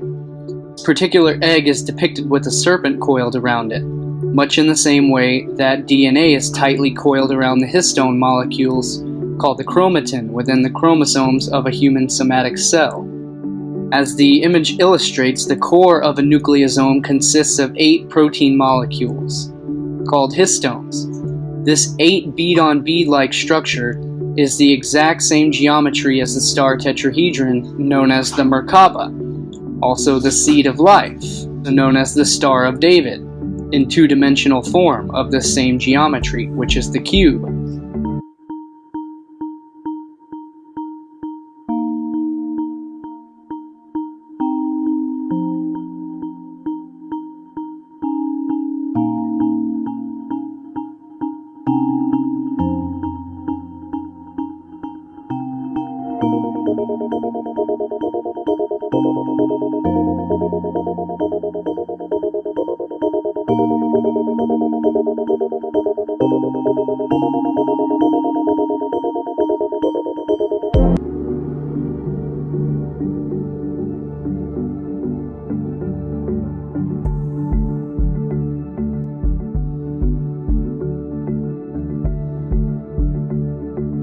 The creator god, which emanated from the waters of the Orphic egg, was both male and female, dualistic in nature, just as the Star of David, or the hexagram, consists of 2 tetrahedrons of opposite polarity spiraling into each other.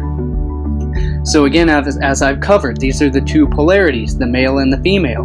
The hexagram, which is correspondingly the sexagram. It is the male triangle, upward, fire, corresponding to the female element, water, downward triangle, downward tetrahedron. And these 2 tetrahedrons, these 2 polar vortexes, these vortices, they intersect and they create the magnetism of all life. It is the structure and the fundamental foundation of this universe. It's how everything in this universe works, electromagnetically, through these twin vortices. All life moves between 2 polarities. Without opposite poles, there can be no attraction and no repulsion. Without attraction and repulsion, there can be no movement. And without movement, no life. All that lives moves between an upward spiral toward growth and purification, or downwards through deterioration and degeneration towards death. But within nature, both forces always work in cooperation with each other. It was believed that this winged god created all the other gods as above, just as the nucleosomes are entwined within the genetic blueprint required for the creation of so below, here on Earth, which corresponds to the Egyptian deity called Neph, or Kneph, which was also depicted as the winged egg.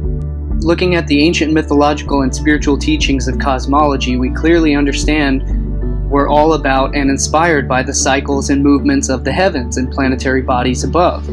With the aid of the electron microscope, we're now able to delve deeper within the intracellular structures of the human cell, and perhaps come to understand how these stories are reflected within the physiological processes of the human body, what we coin as astrophysiology. And again, it's the divine nature, this is the divine wisdom of the human temple. So most foundational creation myths or stories were founded upon the primordial creation springing forth from the golden egg, or the cosmic Orphic egg. The Hindus had several creation stories or creation myths, but one of their myths was that Brahma hatched forth from a golden egg. The Egyptians also had the original creation story was the primordial cosmic egg was laid on the primordial waters by the Bennu bird, which was an Egyptian rendition of the phoenix, and it became associated with the ibis, which this is actually the significance of the Vatican court of the pine cone today, which is the pine cone, or in other words, it's the acorn, the golden egg shaped, as I will cover here throughout the presentation. Or which is the Benben stone, arising from the primordial waters of creation, which is why the overarching vault of heaven looms above the Benben stone, just as in the Egyptian goddess Nut looms over the Omphalos stone of Jeb, which is why the pine cone stone, the pineal stone, is surrounded by the Bennu birds, which are the peacocks. And as I mentioned earlier in the video, the golden egg is the significance of being the golden mean ratio. There are several mathematical ways to construct an egg, and one of those ways is using the phi golden ratio.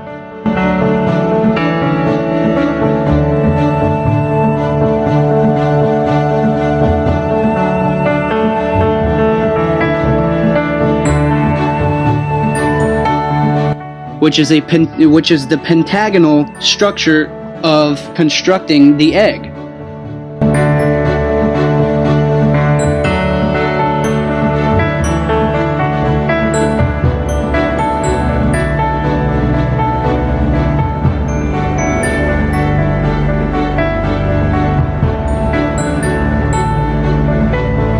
The egg can be constructed using the sine wave, which explains why the mythology is of the egg being laid upon the primordial waters, because it is constructed of the sine wave, the wave of creation.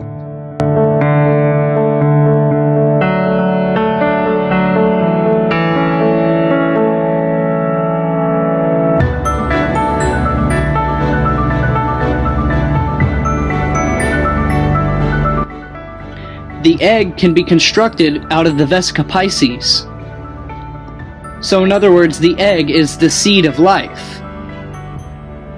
And as I just covered here in the video, we mentioned the sacred geometry of the egg called the egg of life, which is the cosmic Orphic egg, which gives rise to all life in the universe. It is the mathematical pattern, the structure of all life, from which brings forth all life.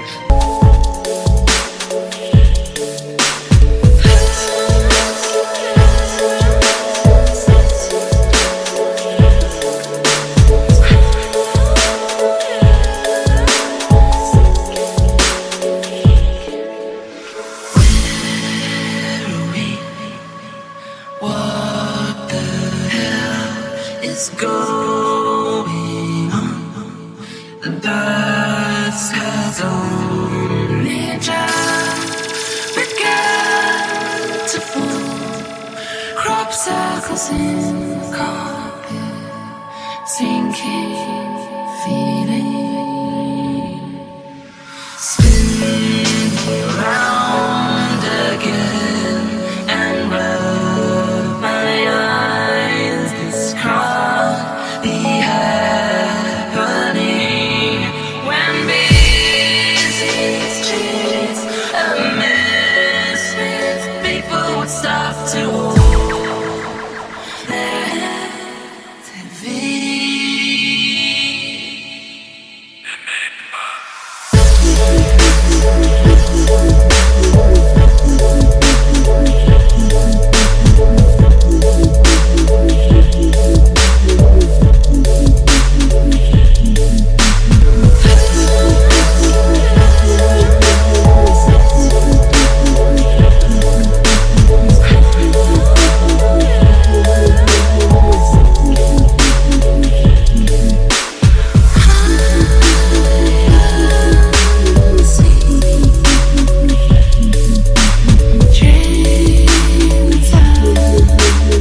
So most every creation story has the golden egg, which is laid by the bird.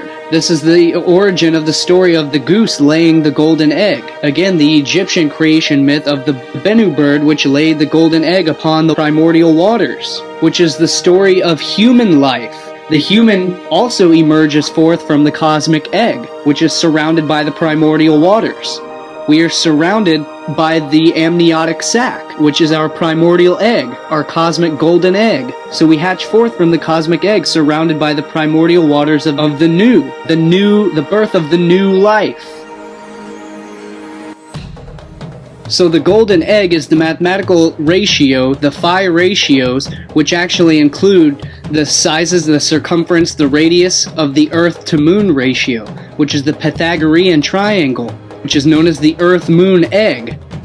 To quote Richard Merrick, things like the Earth-Moon system matches the geometry of a hen's egg in that both are a containment property of the golden mean.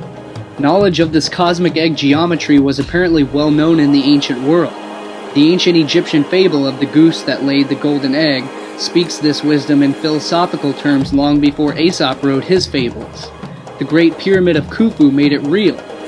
This triangular building was once a temple to the mathematics of the Earth-Moon-Egg system, celebrating the golden mean in nature for all to see.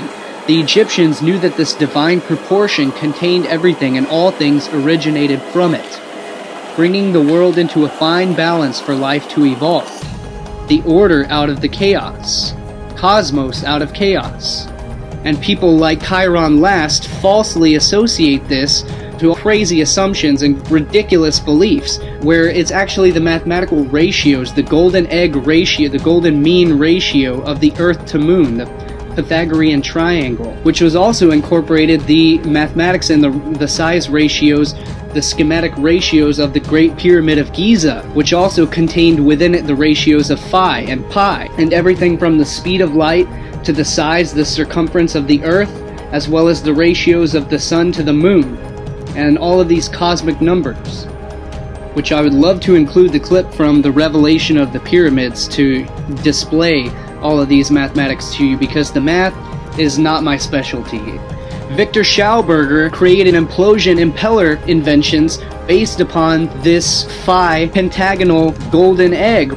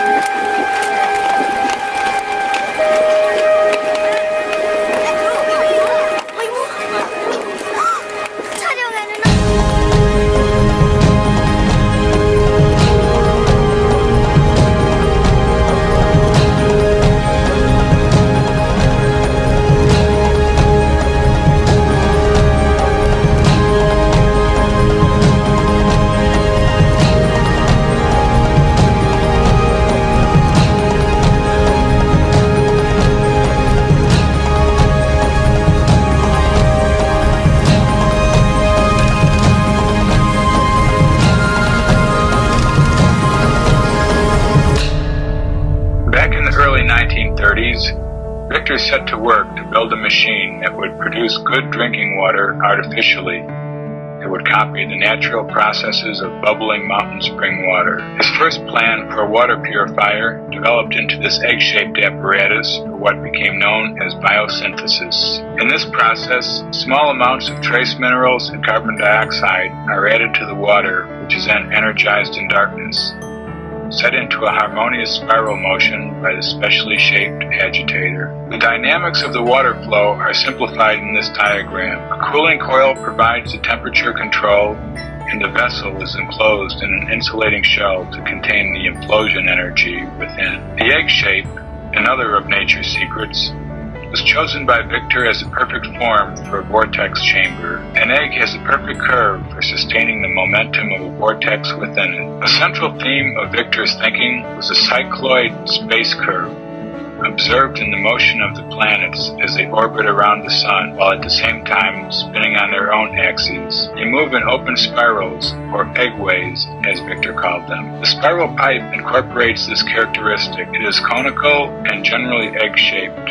except for an inner bend which causes the water to roll inwards, as shown in Victor's egg geometry. Word soon spread that Victor Schauberger could make living water, and people streamed to his home to try it. With excellent results, he became known as the water magician. The vitality of water can be measured by its electrical potential. Every drop manifests an electromagnetic field, as does every body on Earth. The structure of moving water consists of layers, and from the outside layer towards the center, there is an increased density and an increase in electrical potential, which the egg is associated to the menstruation. So this is a crucial aspect of this presentation, is the ophis and the ovum. The ovum is the egg, the oval. The ovoid, which is a three-dimensional egg shape, is called an ovoid. In other words, an ovoid. The oval of the goddess Yoni, of the cosmic Yoni.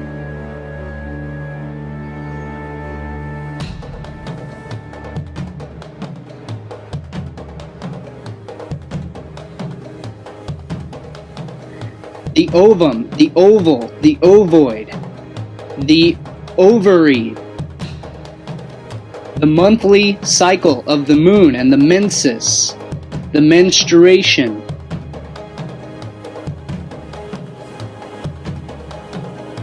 which is why the moon holds sway over the cosmic waters, over the tides of the earth, over the primordial waters of the goddess, which again the oval comes from the Vesica Pisces, the goddess vagina, the cosmic yoni. And again, the golden egg contains the golden mean spiral, because it is constructed using the phi ratio, the pentagonal ratio of phi, which is the goddess, the 5, the number 5, the penta alpha of the goddess. So this brings us back to the serpent and the egg, and the ovary, which is the serpent mound, the primordial mound of the goddess, and the cosmic egg, the serpent eating the egg, or the serpent swallowing the egg, which is the fallopian tube, swallowing the ovary, which is the ovary. The ovum comes from the ovary, comes down the fallopian tube, just as the serpent consumes the egg, which is the exact depictions from the Garden of Eden, the serpent holding the egg, or the golden apple, the golden egg, which he gives to the goddess. So it's about the goddess and the creation, the fertility of life, the creation of life. The serpent and the egg, the sperm and the egg, the sperm and the ovum, which is the power symbol, the phallic and the feminine, the sperm and the egg, which is why the serpent guards the sacred fruit, the fruits of life, the egg of life. And so this again, we can bring this exactly microcosmically into the body. Once again, in a different way, is that the serpent represents the human spinal column. And that human spinal column, the kundalini serpentine energy ascends up the spinal column to the pineal gland, inside the center of the skull, which the spinal column is the column which holds up the cosmic, which is the cosmic pillar. And the golden egg lies in the center of your brain, the thalamus, or the diencephalon, or the putamen, So again, remember from the part 2 presentation where I depicted the ganglia, or the basal ganglia, being the aureus serpent. So again, this is why the spinal column and the egg, the serpent, the ophis and the ovum, the spinal column and the thalamus within the brain, which again, this is a summation of everything that I've shown in this presentation. And again, this is the significance of the story of Jack and the Beanstalk, or Osiris climbing the ladder to heaven, and Jacob ascending the ladder to heaven, where he comes face to face with God and is names this place Peniel, or Pineal.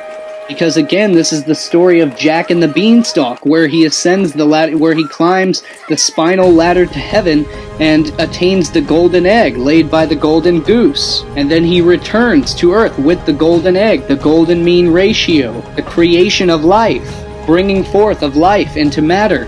And how Jack is the same as Jacob, the Jack, the Jacob, Yaakov.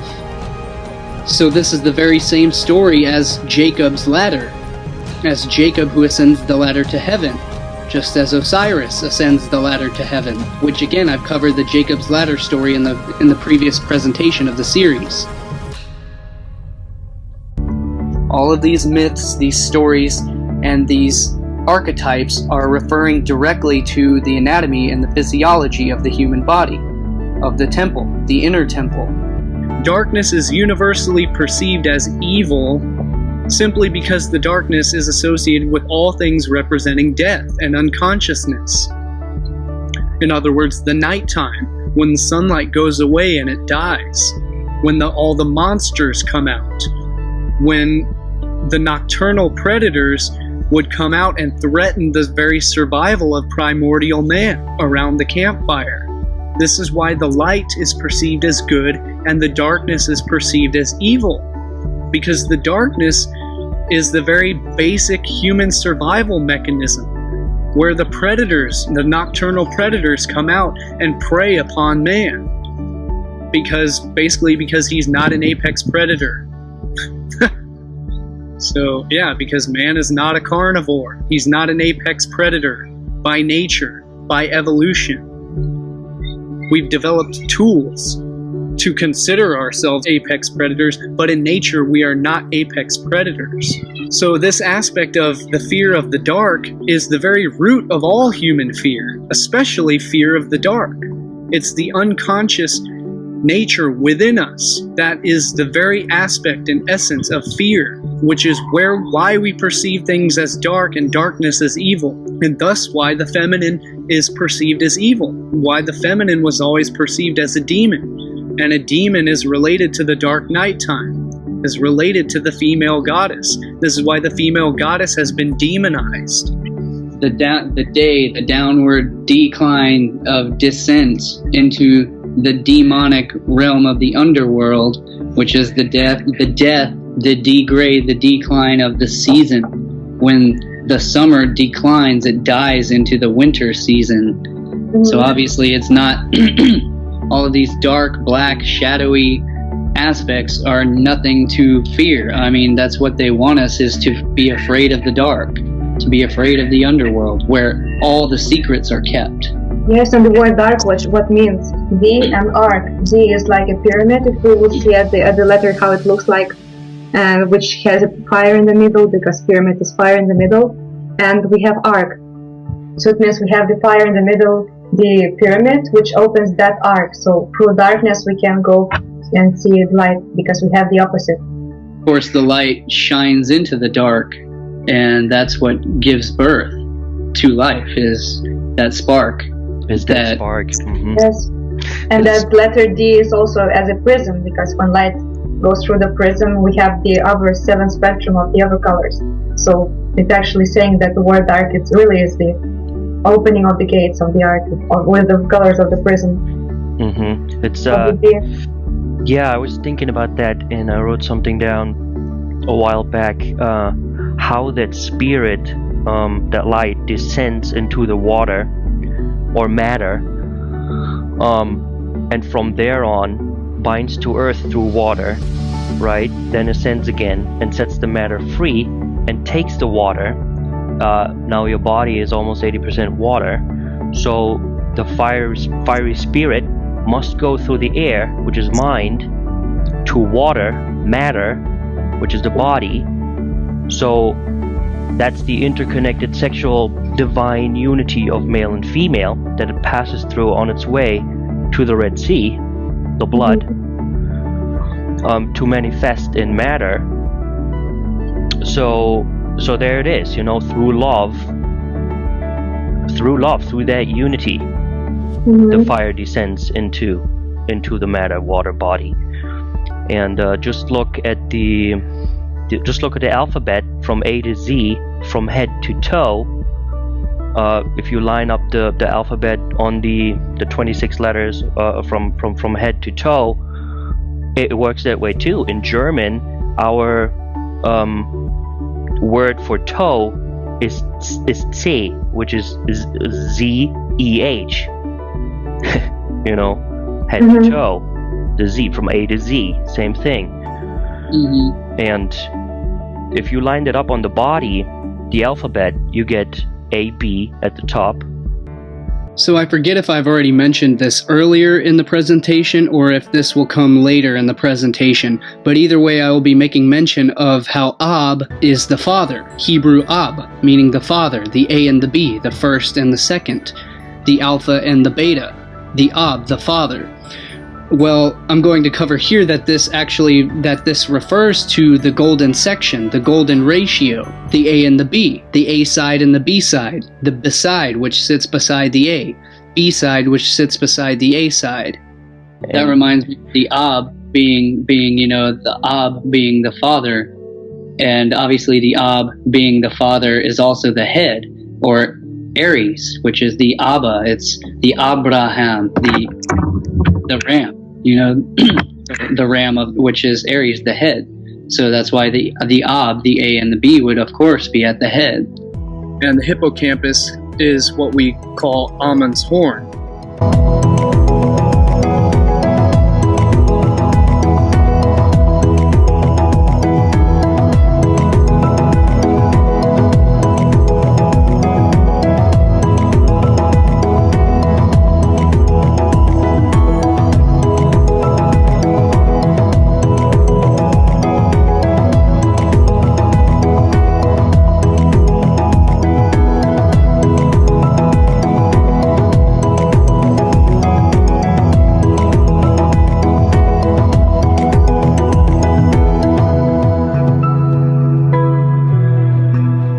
And again, how this relates to the pater, the pattern of the universe, the pattern of the creation of form, of physical form and structure in life, the physical structure of nature, the physics, the physical structure of nature, the pater, the pattern, the Ab, the father, the A and the B, the golden mean section, the golden ratio, the golden egg, the tale of Jack and the Beanstalk. And this gets me thinking about the way that male-dominated patriarchal Christian society, which has always been underlied by the female matriarchy, but it's just been covered up. The matriarchal goddess worship has been taken over by the patriarchal god worship. In other words, the phallic worship of all the obelisks and the tower. So everyone knows that the obelisk is obviously a phallic symbol. But so again, everyone knows that the obelisk is a phallic symbol. But there's obviously more to it as well. Anywhere you find the phallic sex magic, you find the symbol of the goddess as well. You find the penis penetrating the goddess vagina, the goddess yoni. So of course you're going to see that everywhere as well, such as Washington, D.C. and the Vatican. Anywhere you find the obelisk, you also find the feminine, find it penetrating the feminine as well.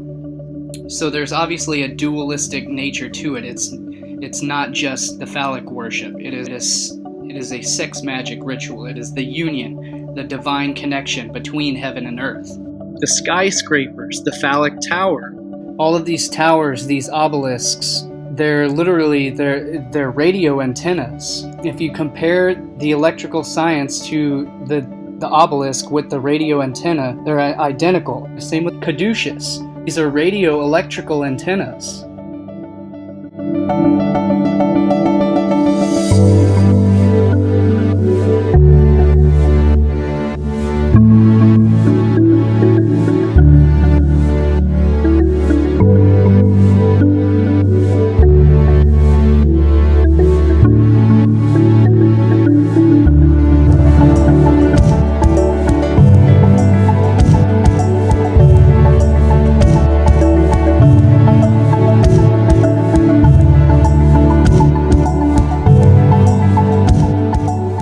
darkness is associated with the death of the season, the death of the annual year. In winter, when the sun dies at its lowest point of the annual year. It's all related to the zodiac. It's all related to as above, so below, regarding human physical anatomy and human sexuality, and the physics of nature. The Uraeus serpent, worn on the ancient Egyptian pharaoh's third eye, represents the ancient Egyptian depiction of the goddess Wajat, who was the serpent goddess. Wajat comes from widget, meaning green one. And green, the color green, represents fertility. It represents the fertility of springtime, the renewal, the rebirth, as in the serpent, the green serpent, the rebirth, and the re-emergence. As the oldest deity and the patron goddess of the Egyptian pantheon, she was associated with the land and depicted as a snake-headed woman, or a snake, usually an Egyptian cobra. The ancients observed how the snake moves in the most sacred manner of any creature on this planet. It moves in undulations, in ebbs and flows, in a sine wave pattern, just as the wave fields of physics and mathematics, holding all the wisdom and the knowledge of the universe in its simple fluid motion. The fluidity, the fluid dynamics of the wave, the sine wave. Walter Russell said that the secret of the universe lies in the wave.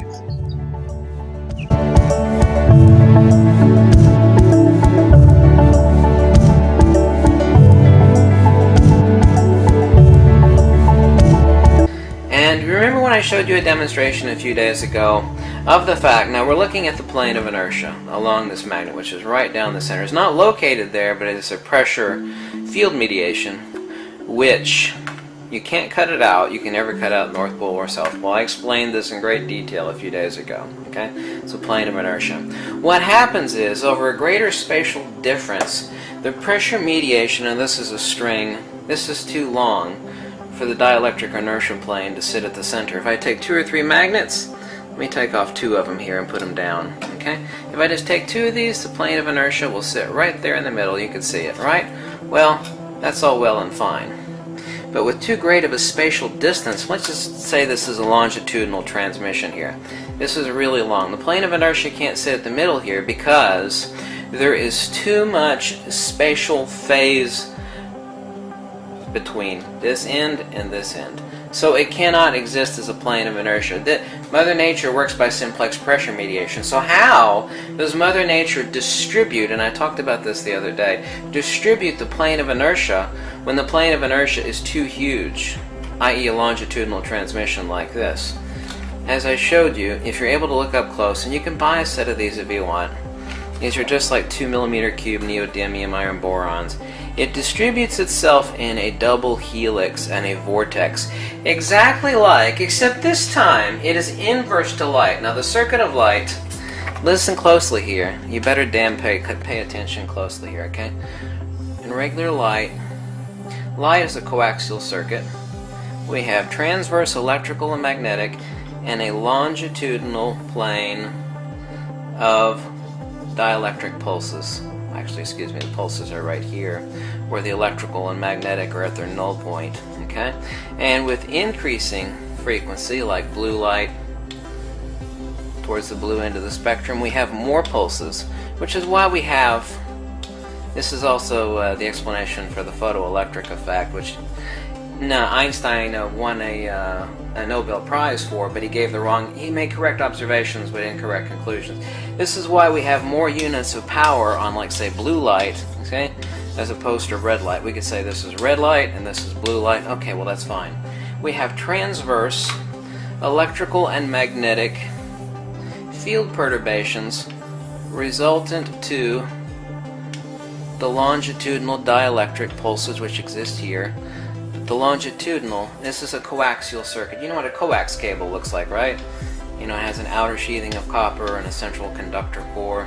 Coaxial circuit. Light is a coaxial circuit. We have electrical and magnetic transverse, okay? And we have longitudinal dielectric pulses, which occur here. Okay, now these are the power. By the way, this little thing right here is what the idiots of quantum mechanics and general relativity call das Lichtquant, or what the common idiot calls a photon. There's no such damn BS as a photon. It doesn't exist. It is a misunderstanding of a dielectric pulse, okay? Misunderstanding, big time misunderstanding. So, what does this have to do with high power? Not just power transmission wirelessly, we can do that. But high power, high directionality, non-lossy, meaning it's not, you spray out a water hose, water goes left, right, goes all over the damn place, right? A lot of it, you shoot out 100% of it, but only 10% of it reaches the target at the end, right? Okay, lossy. Some people are like, what are you talking about when you mean lossy? It means you shoot out 100%, but only 10% reaches your target. What we have here is, by creating a helicoil of the plane of inertia around an electrical longitudinal pulse perturbation, and I'm in direct contact with the person that I've seen demonstrate. They're not on YouTube, sorry, no. Now when you're seeking a patent and you made a huge discovery, you're not going to post videos on YouTube. You have a longitudinal electric. So now, at every transverse, we have the dielectric in a double helix, or the plane of inertia, that is corkscrewing around a pulse perturbation. And so what we're able to have is the holy grail of all humanity, that which, let me make a point here, the holy grail of what everybody's been scoffing at Nikola Tesla. Oh, that's not possible. No, that's not possible. The holy grail of what Nikola Tesla said was possible. And we said, no, it's not possible. Well, it is possible. Longitudinal, wireless, high voltage transmission. Here's the real holy grail in actuality. At least this is what my buddy calls it. Wireless, high voltage transmission. So in other words, this is why the serpent represents the tree of knowledge. This is why the snake is always associated with wisdom and knowledge, and why the snake portrayed this knowledge and the wisdom to mankind, just as Prometheus stole the fire from the gods and gave the fire to mankind, to humankind.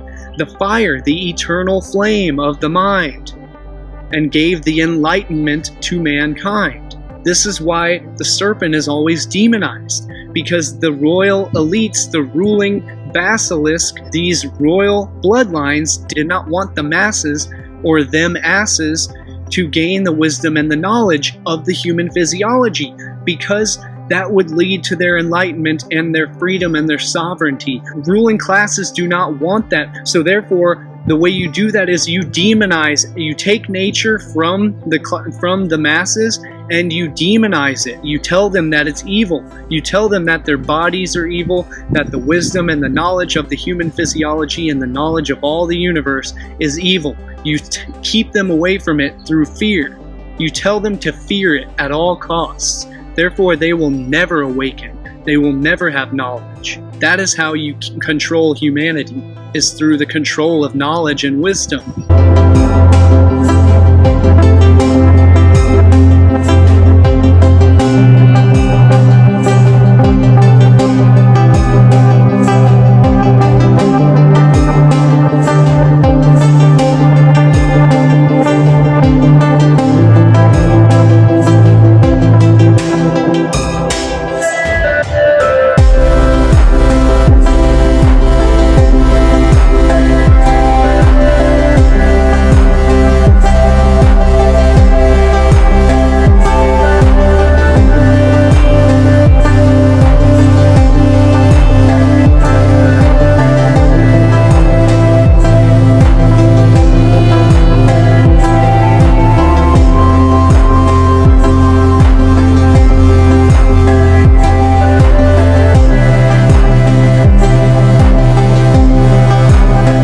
So the serpent is also found in the trees, where the sacred fruit which bears life and nourishment for all the animals is found.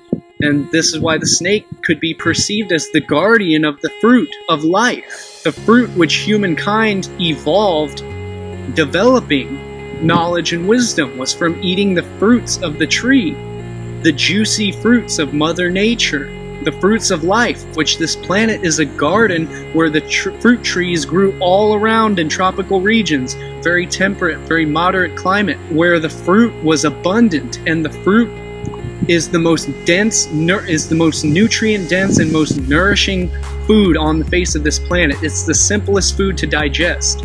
It is the ideal food of humankind. And I have covered this extremely in depth in my articles because it's the simple sugars that are easily digestible, instant energy, passes right through us, cleanses the body, the most highly detoxifying food that we can put in our bodies. If you want to detox your body, eat fruit. It is the fruit of life. This is why the snake is found in the tree with the fruits and guarding the fruit of life. The fruits, the seed of knowledge and wisdom. When we look at the etymology of the word snake, we go to the ancient Hebraic roots for the word snake. The Edenic word is she-nake, pronunciation, she-nake. In other words, she-nake, serpent goddess. It's a feminine word. The Chinese word she is snake, recalls nikush, meaning divination or magic. Snake magic is all about the creature's neurology, as I've already covered. Snake handling has long been associated with magic, from snake charmers in Bombay, India, to medicine men among the Native Americans. Modern medicine men still uses the symbol of the serpent and the pole, the Asclepius, the snake and the pole, just like Moses and his snake and his staff. In other words, his phallic pole, and his serpent, which the serpent represents the goddess. From ancient Greek, the Pythia, Python, which is why today we still find the serpent goddess dancing with her phallic pole. The pole represents the male, where the snake represents the goddess, the female. So the snake represents both the male and the female, the kundalini serpents, the Ida and the Pingala, which wrap around the Sushumna, or in other words, the midline of the human body, the midline that falls directly between the bilateral symmetry of the human body. Snake is from Anglo-Saxon snaka, or esnaga, snaga, Sanskrit meaning serpent, the nagas. And in the spiritual teachings, we have the two kundalini serpents which intertwine, the Ida and the Pingala, the male and the female energies, which intertwine up the body, which are red, the colors of red and blue, which the red and the blue, when they converge at the middle, makes the purple, which is the unification of red and blue. And the red and blue relating human anatomy is what we call the Venus system, or the Venus system, as in goddess system, as well as the arterial system, or the atrial system. So we have the Venus system and the arterial system, which is red, and the Venus system is blue. The arterial system relates to the color red, which relates to the god Mars. In other words, the male phallic energy, the sword. And the Venus system relates to the goddess Venus, which is the color green. In other words, the fertility, the springtime, the renewal, the rebirth. Because the Venus system is what the arterial system delivers the oxygen to the organs, through the blood. It's what delivers the oxygen to the cells. And the Venus system, it's what excretes the carbon dioxide out of the cells. The goddess Venus is born from the ocean, from the seashell, which the ocean obviously is blue, the sacre bleu. Veins which carry the blood once it's low on oxygen look bluish-green, but that's because of the tissue that makes up the veins, and it's not due to the blood itself. It's due to the wavelength of light that we see when viewed through the skin. There's the term, although blue-blooded, which especially in previous eras used to refer to someone who was of royal or noble class, or noble bloodlines. So if your family was rich or notable, people may have said that you were of blue blood. In other words, this often relates to the term cold-blooded, as in these royal classes were often tyrants and often very sick people. very disgusting individuals, and so hence they lacked empathy. They were sociopaths, and so hence they lacked the emotional capacity of the mammalian complex of the brain in order to feel empathy. So in other words, they operate from the lowest portion of the brain, which is survival and dominance, which is the reptilian portion of the brain, hence the term cold-blooded or blue-blooded, as in cold, blue-blooded. Despite these things, nobody's blood has ever actually been blue. The red color of blood is because the cells contain tiny amounts of iron, heme iron, which is contained in a molecule called hemoglobin, which you may have heard of. Iron turns red when it combines with oxygen, or in other words, it oxidizes. Just like when a piece of metal rusts, it turns a reddish orange. It's also the color of Mars, which is the red planet, for exactly the same reason. The dirt on Mars contains a lot of iron, hence Iron Man, which is the color red, hence red Aries, bloody Mars, god of war. Some animals, though, use a different mechanism to transport oxygen. Instead of using iron, the element of Mars, they use copper, which is the alchemical element of Venus. Copper also binds to oxygen, so copper oxidizes a bluish green, and so animals that use copper to transport oxygen have blue blood. Most notably, arthropods, such as lobsters, arachnids as spiders, and snails, have blue blood. And if you notice the previous etymology that I just did on the etymology of snake, the root word of snake being sneg links to snail, and even the Lithuanian word snake means snail, hence the link between snail and snake and the blue blood, cold-blooded. So that relates to the red and the blue kundalini serpents, the male and the female energies in the human body, the arterial and the venous system. So all of this leads us directly into the anatomy of as above, so below the waist, so below the belt, the correspondence of the sexual organs to what is below the belt to what is above the belt. Again, the pineal gland is the only gland in the one of the only glands in the human body, and it's the only gland in the human head that is unpaired, or in other words, it's asymmetrical. It's azygous, meaning it falls at the direct midline of the bilateral symmetry of the human form. So the only other organs in the human body that fall directly at the direct midline of the human bilateral symmetry is first the pineal gland, then you have the thyroid gland, then you have the thymus gland, and the only other gland that falls directly at the midline of the sushumna, the third pillar of the human body, is the penile gland, or the female clitoris, directly azygously, asymmetrically in the midline of the human body. And now I'm going to cover the direct connections between the pineal gland and the penile glands, female clitoris and the male glands. The glands means acorn in Latin, also used of acorn-shaped things, which is etymologically linked to gland, from Latin glandula, gland of the throat or tonsil, diminutive of glands, meaning acorn, nut, acorn-shaped ball, which I will be getting into here in just a moment in the presentation. Pay attention, notice the shape of these glands, the shape of the organs that I am showing you. Notice the small acorn shape. As I mentioned previously in the presentation, the shape of the omphalos stone, the pine cone or the acorn shape, the Fibonacci phi ratio golden spiral, the hypertrochoid pattern, because this aspect is key.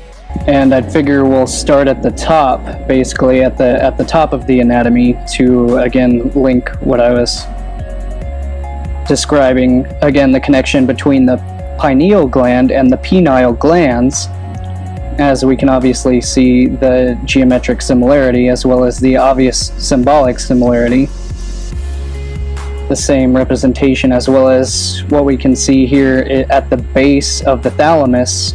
We can see that is where the pineal gland is located, and at the base of the penile glands is where we find the penile frenulum, which in the female anatomy, right here at the base of the glands, of the frenulum of the glands, would be the clitoris. In the female anatomy, what would be called the frenulum clitoridis. And again, as I had just mentioned, how the pineal gland is one of the only azygous glands within the human body, again following the direct midline down the center of the human body, or the sushumna, the midline, the third pillar of the human body, in the direct center of the bilateral symmetry of the left and right halves of the body.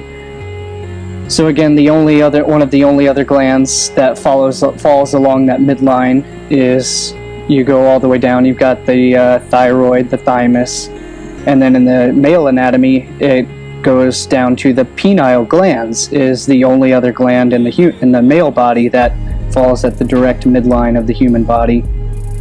And that corresponds in the female to the clitoris and the uterus. And again, I mentioned previously in the video about the pineal gland and the brainstem, or the pons and the medulla, as well as the thalamus, corresponding to a snake, corresponding to the Uraeus serpent of ancient Egyptian symbolism. And again, the pineal gland being the parietal eye, the snake eye, the eye of the snake, the one-eyed, the all-seeing eye, the one-eyed snake, which again directly corresponds to the penile glands, as well as this looks exactly like the clitoris in the female anatomy. And again, at the frenulum is exactly where the female clitoris would be located. So it's interesting, again, we have the Uraeus serpent, and it's funny how the male serpent, or the male penis, the male snake, excretes something called urea, which is the main component of urine. So you have the Uraeus serpent and the urea. But again, what corresponds to the male also corresponds directly to the female.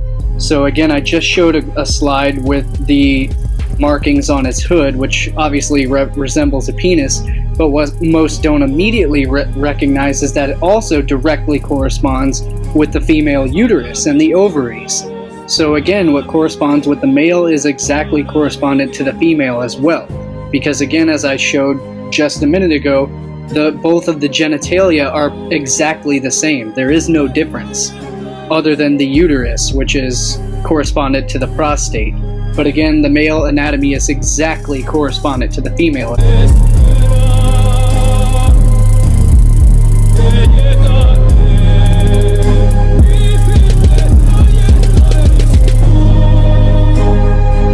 And what we're looking at here is as above, so below the belt. We're looking at the sphenoid bone, which, again, if you missed my last video series about the symbols of power, the monarch symbolism, regarding the Moloch owl, the butterfly, and the bat symbolism of the sphenoid bone, go back and see that video, or else you won't know what I'm talking about here.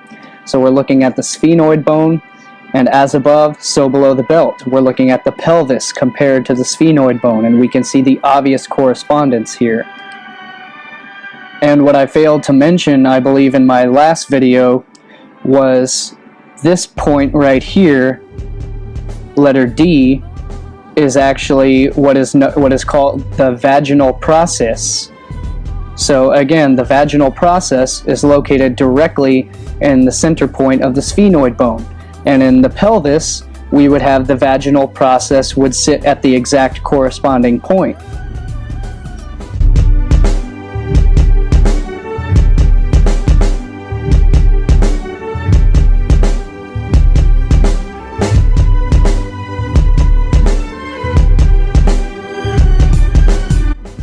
And notice you can even see the two different bone structures also have similar foramen in corresponding locations.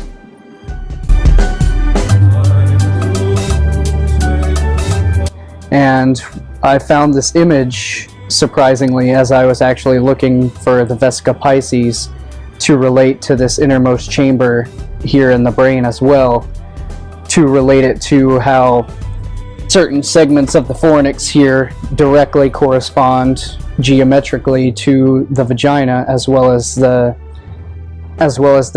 pineal relating to the clitoris. And I'll show that geometry here in a second. But what we can see is the vesica piscis here related to the geometry of a butterfly. So again, the vesica piscis relating to the innermost chamber here, the first, second, and third ventricles of the optic thalamus. And here, as I was just mentioning, we can see, again, which I mentioned was the innermost chamber, the fornix, the third ventricle, as well as the first and second ventricles of the optic thalamus. So this is an image that I found quite a while ago of a CT scan of the human brain is what we're looking at here. And as soon as I saw this, I immediately made a mental connection of the geometry that I was looking at. And what I immediately saw was how the vesica piscis fits here within the two hemispheres of the human brain, making up the geometry of this third ventricle, which falls direct midline of the bilateral symmetry of the human body. And so what we're looking at directly corresponds to the female vagina, or in other words, here we can see the prepuce right here of the clitoris, and here would be the clitoral frenulum, the frenulum clitoridis, which, as we can see, directly corresponds with the brain. Here we've got the two branches, which would be either the bulb of the vestibule or the two major labia, the labia majora, the two lips of the vagina, and again the frenulum of the clitoris, the frenulum clitoridis, here at the top, which joins the two. And yet again, as I was just describing, we can see the obvious geometric similarities and the correspondences between what is as above to what is below within the female anatomy. And again, as I was mentioning, we can see the similarities. You have the clitoris and the frenulum clitoridis, the body of the clitoris, within the human brain as well, as we can see the exact same corresponding geometry. And again, the vesica piscis making up the two hemispheres of the human brain, or at least the third ventricle within the human brain, the optic thalamus region, the ophthalmos, the all-seeing eye within the human body.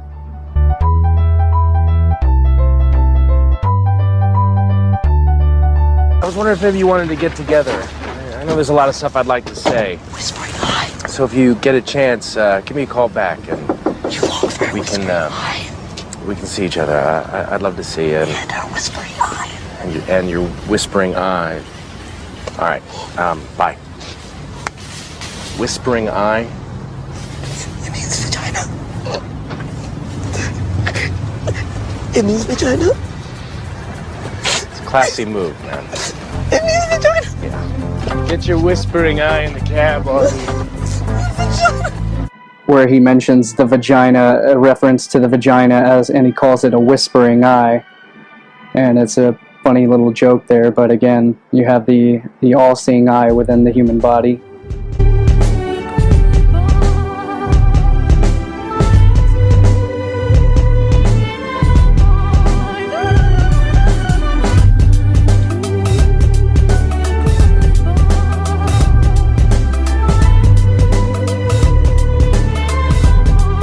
And so, as is obviously apparent, as we know, is that the female anatomy has two sets of lips.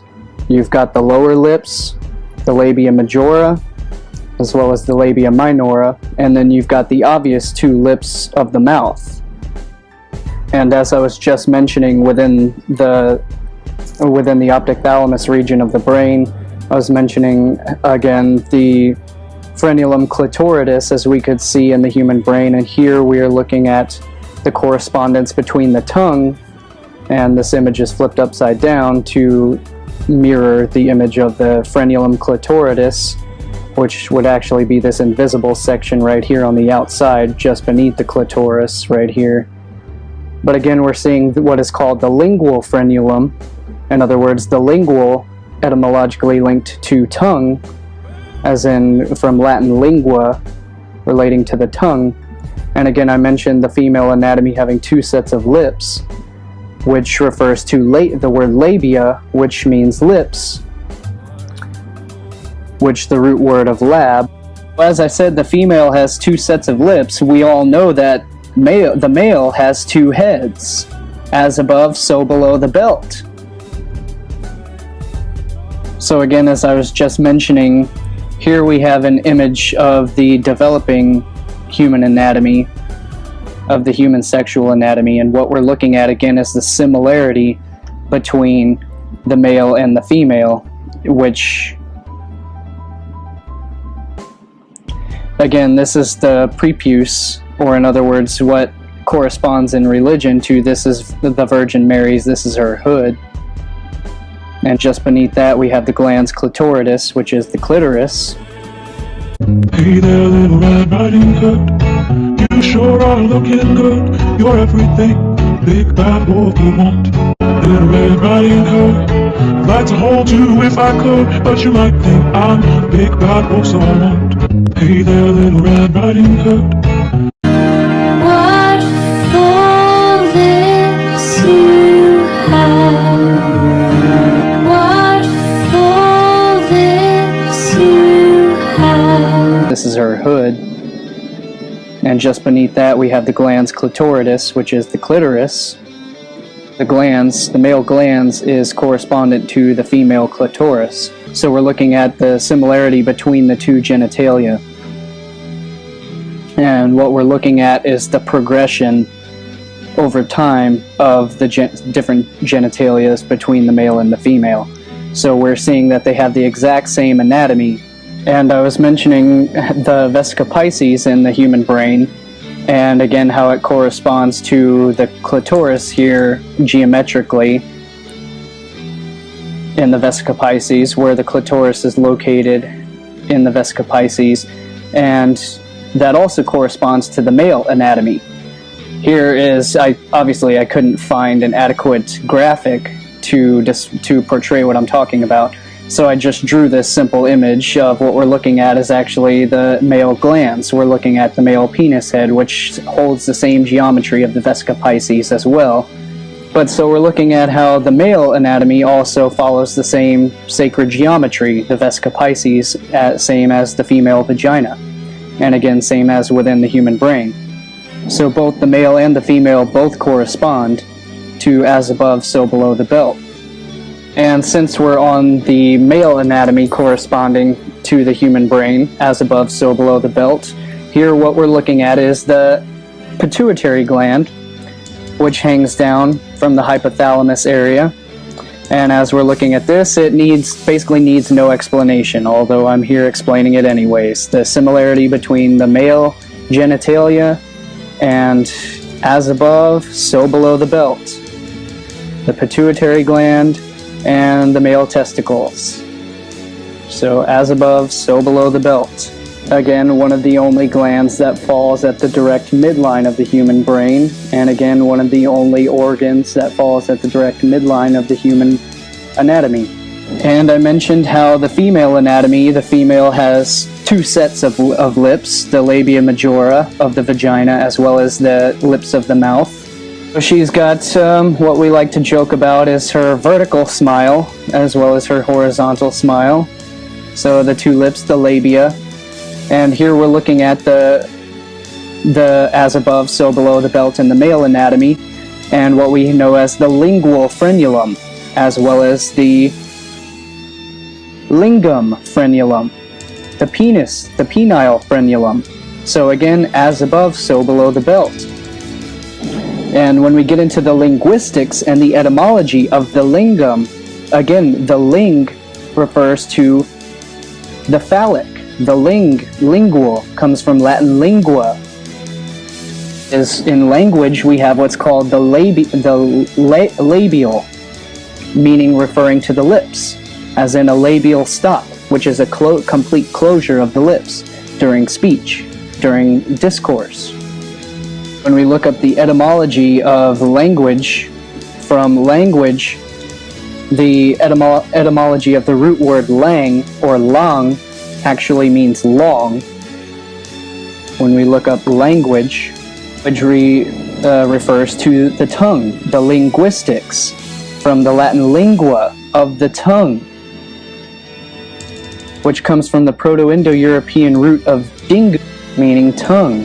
And this is the root word ding, the root sound, the root phonetic sound ding, as in the ding-a-ling, as in the male lingam, so the tongue as it corresponds to the penis, the lingam and the lingua, the tongue and the penis.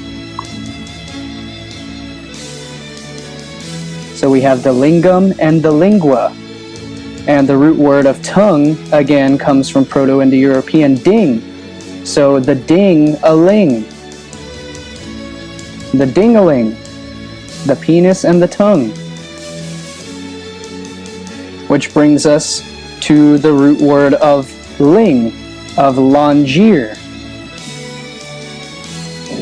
Of lingual is longere, to lick, to use the tongue, to lick.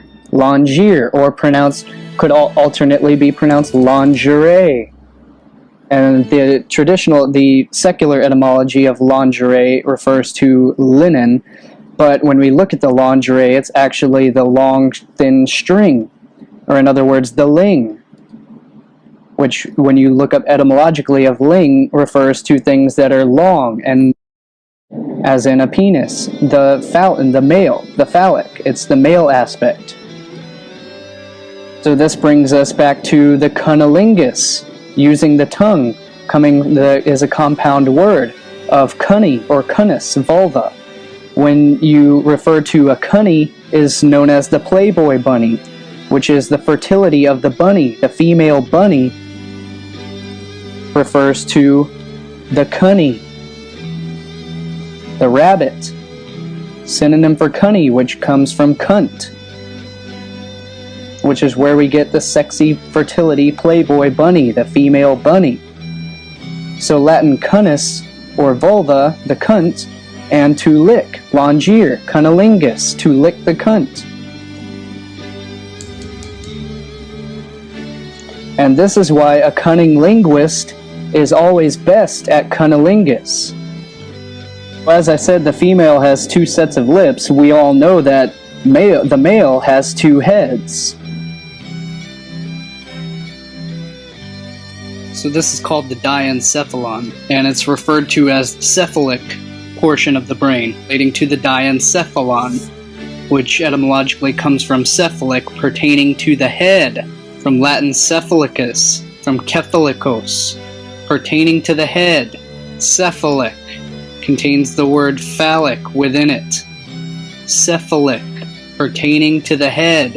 As above, so below the belt. This brings us to the direct correspondence between the vocal cords and the vagina of as above, so below the belt. Therefore they shall know in that day that I am who speaks. Behold, I am. The vocal cords, along with the vagina, and as I'm covering here, as well as the third ventricle of the brain, are all represented correspondents of the all-seeing eye and the triangle, as I'm covering here in this segment. All three are intrinsically linked by form, function, and energy. The vocal cords are the gateway of our words, from where words are birthed or ejaculated into existence. The thyroid gland, as well in the throat, is a direct bilateral symmetrical representation, as I've already shown throughout this presentation, somewhat resembling the butterfly, again the bilateral symmetry. Hence the link between fertility problems and the thyroid gland. Many thyroid diseases such as Hashimoto's thyroiditis create problematic symptoms such as infertility. Hashimoto's is 7 times more common in women than in men. Some women experience thyroid issues after pregnancy, around 7%. Abnormalities in the thyroid function, and particularly hyperthyroidism, can have an adverse effect on reproductive health and result in reduced rates of conception, increased miscarriage risk, and adverse pregnancy and neonatal outcomes. Also mirroring the butterfly shape is the brain's 2 anterior horns of the lateral ventricles, when viewed as a cross-section from the superior view, or above. Also positioned, penetrating of this bilateral symmetry is the septum pellucidum. Hyperthyroidism, or an overactive thyroid gland, can cause anxiety, irritability, and mood swings, while hypothyroidism can cause mental slowing and memory problems as well as depression. So the actual case is that all glands become hyper before they become hypo. In other words, they become overactive and struggling to produce the hormones that is necessary to achieve homeostasis in the body. And they're working so hard against these toxins in our body that they eventually burn themselves out from working too hard, and then they slow down and begin to stop working, and that is when they enter into the hypo state, or in other words, the underactive production. You start to see how all three, the throat, the brain, and reproductive organs, are directly linked. Now this brings us to the uvula in the throat, or in the tonsils. It's positioned along the body's central meridian line, or in other words, the sushumna, just as the clitoris and the pineal gland, all of which are azygous. And all of these glands resemble the exact same shape. Which brings us back to what I wanted to show, how the clitoris directly corresponds. Clitoris comes from the related Greek noun form kleis, which has a second meaning of a key, a latch, or a hook, which is why the clitoris is like a latch or a hook on a door.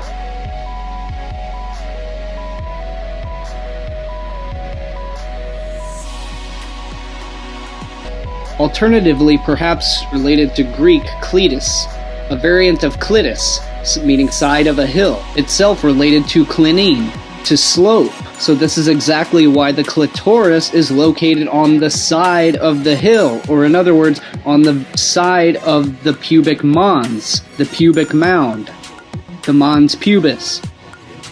From the same root as climax, and with the sense of little hill.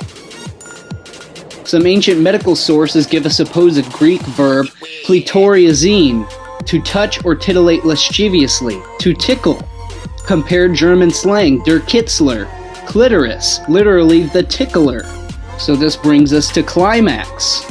Climax comes from Greek climax, literally ladder, from the root of klinine, to slope, which is the same root of clitoris. Series of steps by which a goal is achieved, to escalating steps. High point of intensity or development. So again, the steps, the ascension, the ladder to heaven.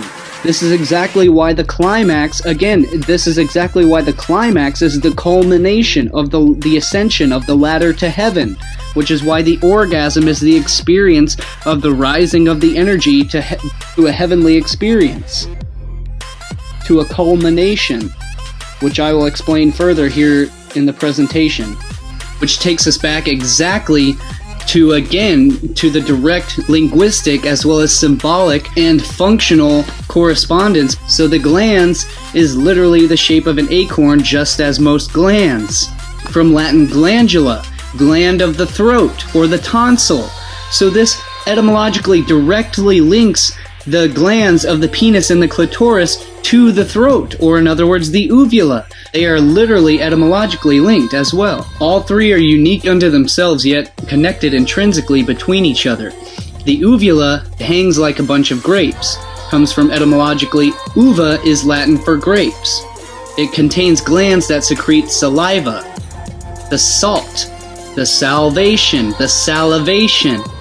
Just as stimulation of the clitoris increases lubricant secretion production in the vagina, stimulation also causes the uvula to secrete throat lubricating saliva. So in other words, we have the direct link between the uvula and the clitoris, and the stimulation and secretion of the lubrication of the saliva, the salt, the salvation, the chrism, the oil, the cream, the secretion, the sacred secretion.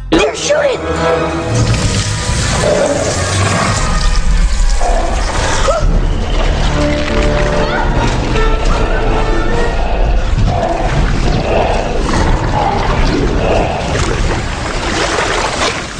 If those are the teeth, and that's the tongue, then that must be the uvula. Oh, so it's a girl house. What? It's been suggested that the uvula is primarily an accessory speech organ, which is indeed what it is. The uvular sound is not present in any other life form but humans, and it is language which defines us from all other animals. In many languages, the uvula is used to articulate a range of consonant sounds, known as uvular consonants. It's responsible for the voiced uvular trill, written in the International Phonetic Alphabet as R. In the movie Deep Throat, a doctor identifies the main character's uvula as being her missing clitoris. This becomes a central plot for the movie that later became the namesake of the informant in the Watergate trials, leading to Richard Nixon's impeachment. Watergate. Interesting term. Stargate, the gateway, the gate of God, her gateway, her Watergate. In other words, the uvula produces the saliva, or the liquid, the fluid. It's the Watergate.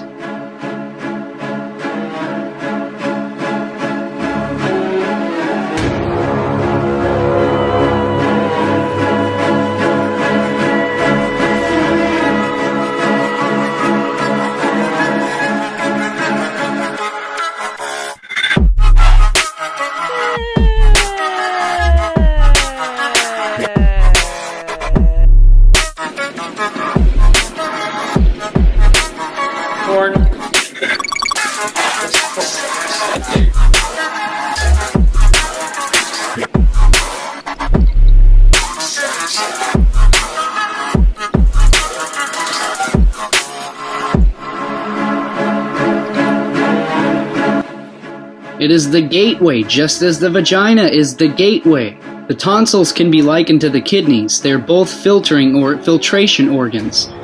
And the tonsils are actually a giant lymph node within the body. They filter out toxins, and they should never be removed from the body. Removing your lymph nodes is literally like removing a septic tank from your sewer system. It will destroy the entire waste system, causing toxins to build up inside the body and causing disease and major issues to arise from that. So again, the lips represent the outer labia, and this is again relating to our sexual attraction, which is exactly why our obsession with painting the lips red is related to fertility. In other words, the fertility of the vagina, the fertility of sex and arousal. The more sexually explicit a culture is, the fuller the lips are required to be according to fashion and vice versa. What full lips you have. What full lips you have. Look at that flesh, pink and plump. Hello, little girl. Tender and fresh, not one lump. Hello, little girl. This one's especially lush, delicious. Hello, little girl.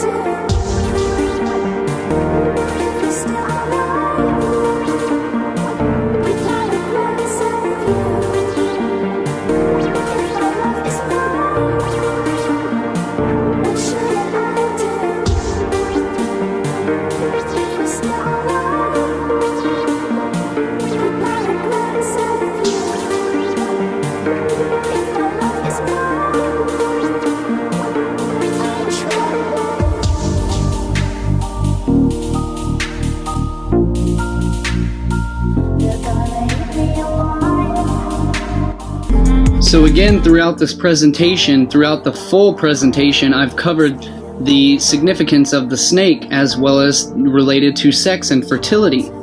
So during sex and procreation, we instinctively taste and explore with our tongue. We protrude it and flicker it and lick the skin and orifices of our partner.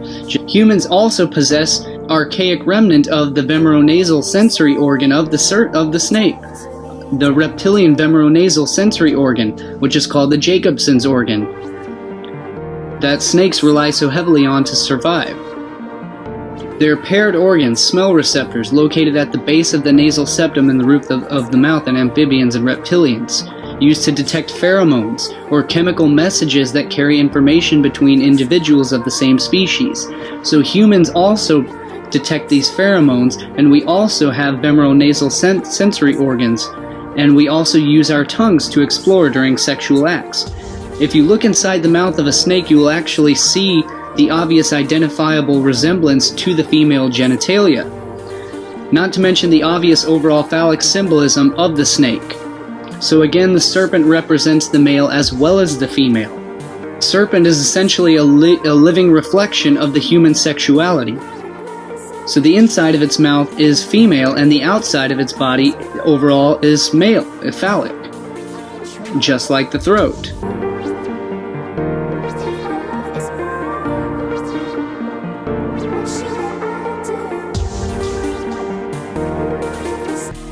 The reason why the snake has been eternally linked with symbology of creation, in other words, procreation. The Ouroboros is the snake eating its own tail. The snake is inserting its phallic tail into its feminine mouth.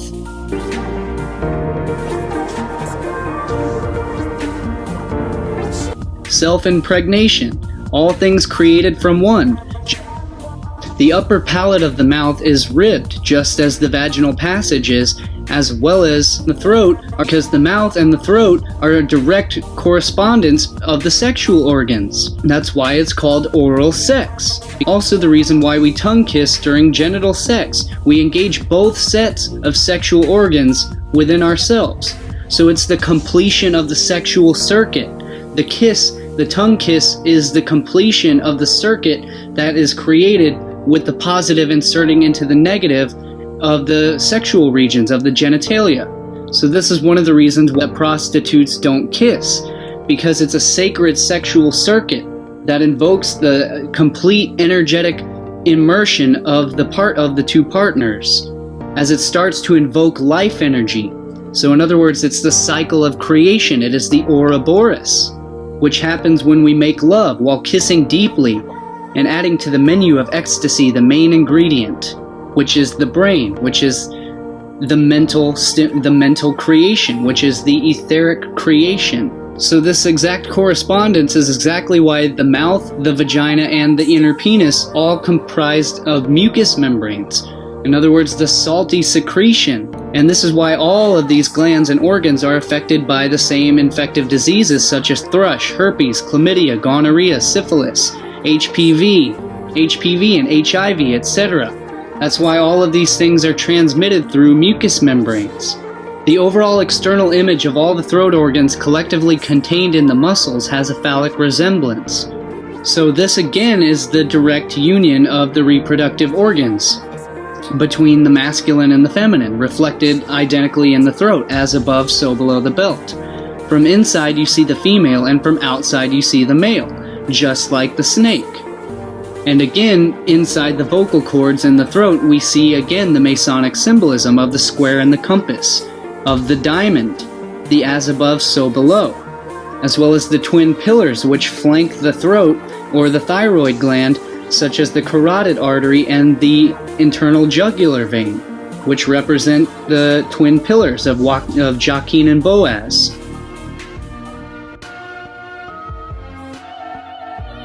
So this is why it's so dangerous to smoke, because when you're smoking, you're drying out the mucous membranes.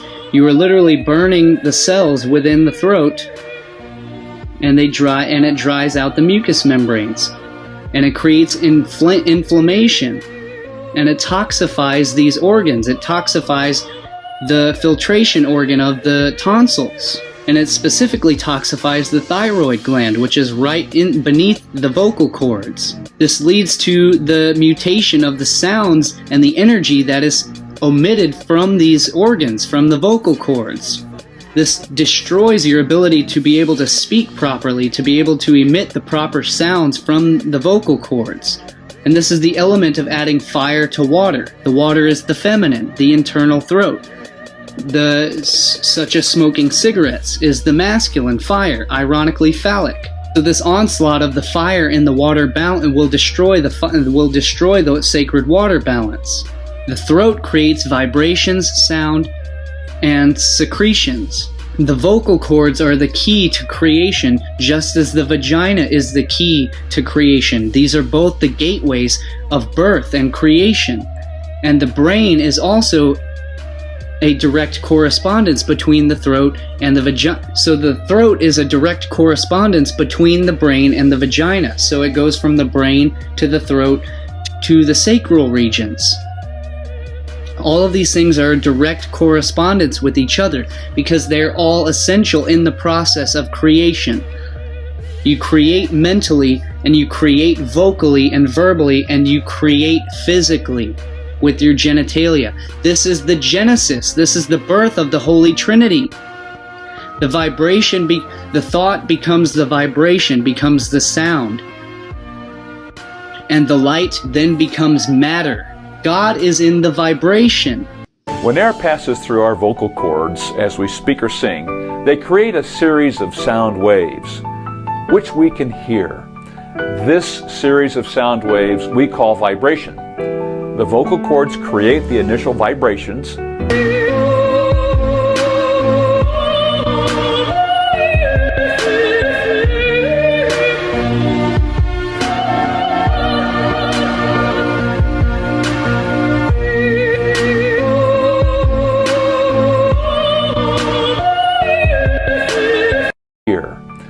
This series of sound waves we call vibration. The vocal cords create the initial vibrations, which is the initial tones we hear that begin the sound we make when speaking and singing. Some scientists have proposed that the answer to the Big Bang riddle lies in the movements of these giant brains. It's so simple. Here's a brain on which we live, and here's another brain floating in the higher dimension. There's absolutely nothing difficult about imagining that these collide with each other. According to this idea, sometime before the Big Bang, two brains carrying parallel universes began drifting toward each other. Until all of that energy has to go somewhere. Where does it go? It goes into the Big Bang. It creates the expansion that we see, and it heats up all the particles in the universe in this big fiery mass. As if this weren't weird enough, the proponents of this idea make another radical claim. The Big Bang was not a special event. They say that parallel universes could have collided not just once in the past, but again and again. Again. The fact is, we don't really know what happens when two brains collide. You can wind up with the same situation we had with the Big Bang. The equations don't make sense. They have to make a lot of assumptions in their models, and I don't think they've really solved the problem of the Big Bang in string theory. Now watch and listen as these vocal cords create the vibrations that become our voices.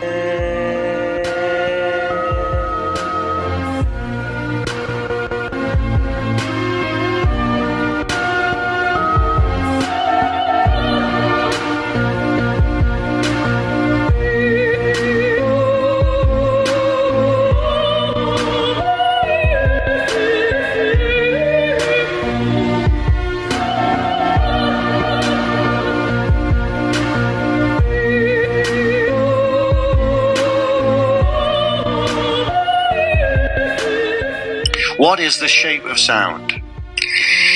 This is going to surprise you, that those of you who don't know what the shape of sound is, most of you probably think that sound is a wave. And it leaves somebody's mouth, say, or it leaves a loudspeaker, and it goes wiggly, wiggly, wiggly through the air. Well, I have to disappoint you if you think that is the case. Sound does not do that. Sound is actually spherical. So every sound that you've ever heard from the moment of your birth has been spherical. Now here's a nice diagram to demonstrate this, but before we get to the diagram, let me just talk you through the thing. We have vocal folds, little flap of skin that vibrates up and down. What happens in the throat when that little flap of skin vibrates up and down because of the passage of air coming up from our lungs is that a little pearl of sound is created. Here it is, that little pearl. It's a tiny little pearl, spherical pearl of sound. Rapidly expands up our throats, through our mouths. Some of it goes up through our nasal cavities. Two bubbles are formed, one in front of our lips, and one comes down the nasal cavity and joins the main passage of sound out through the mouth. And in a split second, we have this beautiful bubble of sonic energy standing in front of our lips. Of course, it doesn't stand, it actually is moving very fast, but if you can just visualize it statically for a moment. So here it is. Here's the little bubble coming out of the mouth. And on the surface of that bubble is a beautiful pattern. And that is the pattern that represents all the structure in your beautiful voice. And of course, as I said, it doesn't sit there. It rapidly expands away at round about 700 miles an hour. So it's quite hard to kind of visualize, but you can see here a very large sphere that's been drawn just to give you the impression that it's moving away from the head. And there's a guy standing, blowing bubbles. And you can see straight away, I think you can see on that there's a lot of structure in the bubble. And also, you can see that although the main strength of the bubble is in front of this guy, can you see here that behind, there's another bubble forming behind him. And what actually is happening is, I'll go into this a little bit more detail later, but the sound is refracting backwards. You know, if you're walking behind someone, you can still hear them talking, can't you? Not as loudly, of course, but you can still hear them. Doesn't matter where you are in relation to that person, you will still hear them. And the reason for that is something in science called diffraction. And it's simply the case that the molecules that are being jostled have reactions. They actually bounce backwards as well. A bit like a billiard table or a pool table. You strike the balls and they scatter, but you get reactions in different directions. So some of the energy goes behind the guy.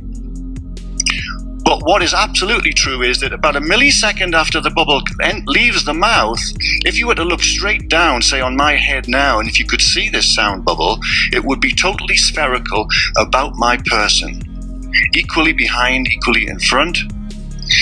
However, if the energy in the bubble had color, let's say we attribute the color blue to it, then what you would see on the surface of the bubble in front of me would be quite a deep blue, but behind me it would be rather faint blue.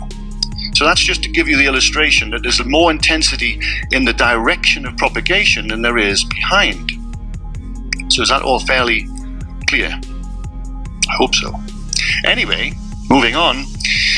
We've done this little graphic to show that sound is, as I said, not a wave, but in fact a bubble. And all this is taking a slice through the sonic bubble here, and you'll see these rings. Well, what they are representing are the areas of high compression and low compression within the sonic bubble. So right in the center is meant to be the event, as it were. Whatever the event is, it could be my voice, it could be a hand clap, it could be anything, but that's the event right in the center. And then it expands outward in this spherical way, creating areas of high pressure and low pressure. So these are areas where the molecules are all kind of bunched up together, and areas where they're slack, they're not bunched up, they're less compressed, let's say. You don't need to look at the top half, that's just a slice that we've taken off, but the top half would in fact look exactly the same as the bottom half. Now what's this wiggle in the middle? Well, the wiggle in the middle is basically the sine wave. This is what physicists and scientists talk about when they're talking about sinusoidal energy, or they're talking about the sound wave, or they might even be talking about an electromagnetic wave. They still use the same terminology, it's a wave. Well, it isn't a wave. What it is, this is a graph.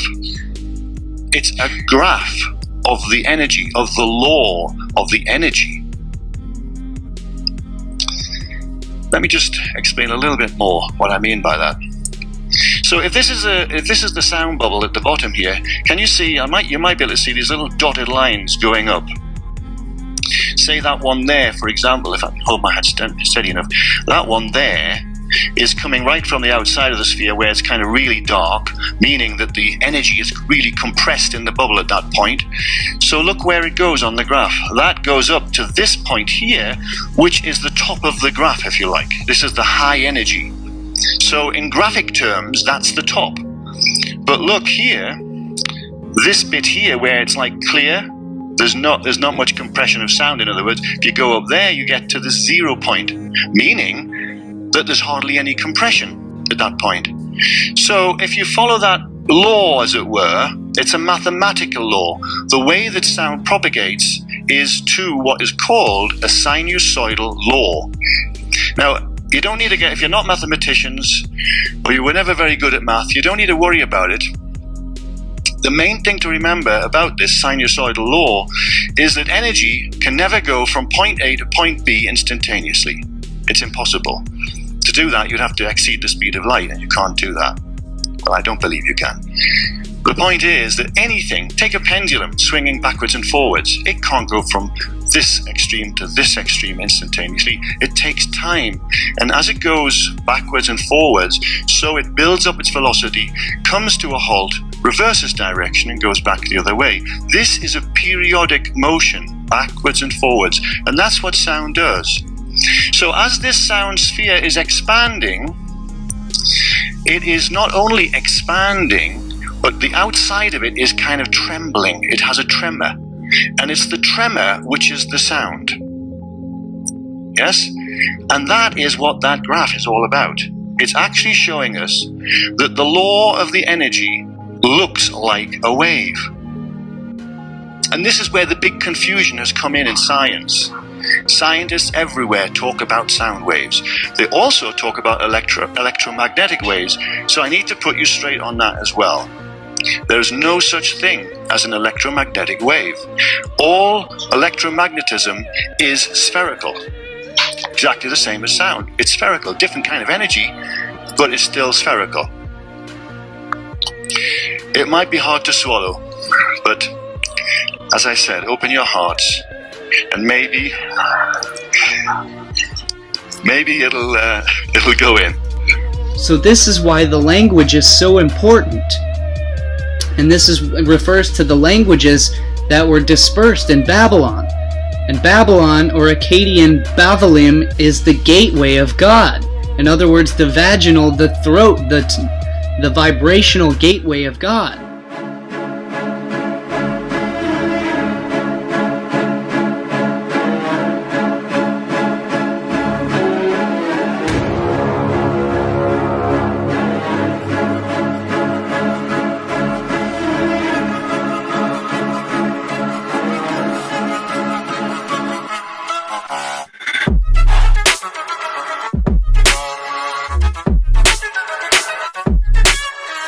So what we're looking at here is a diagrammatic comparison of the human brain as well as the male pelvis. We're seeing the similarity of what we have obviously here is the phallic septum pellucidum, which penetrates directly between the bilateral hemispheres of the brain. So in other words, you have the phallic penetrating the feminine. Again, as I am and I have pointed out throughout the presentation, is the human brain geometry related to the Vesica Pisces, which actually the human brain follows the same geometry up.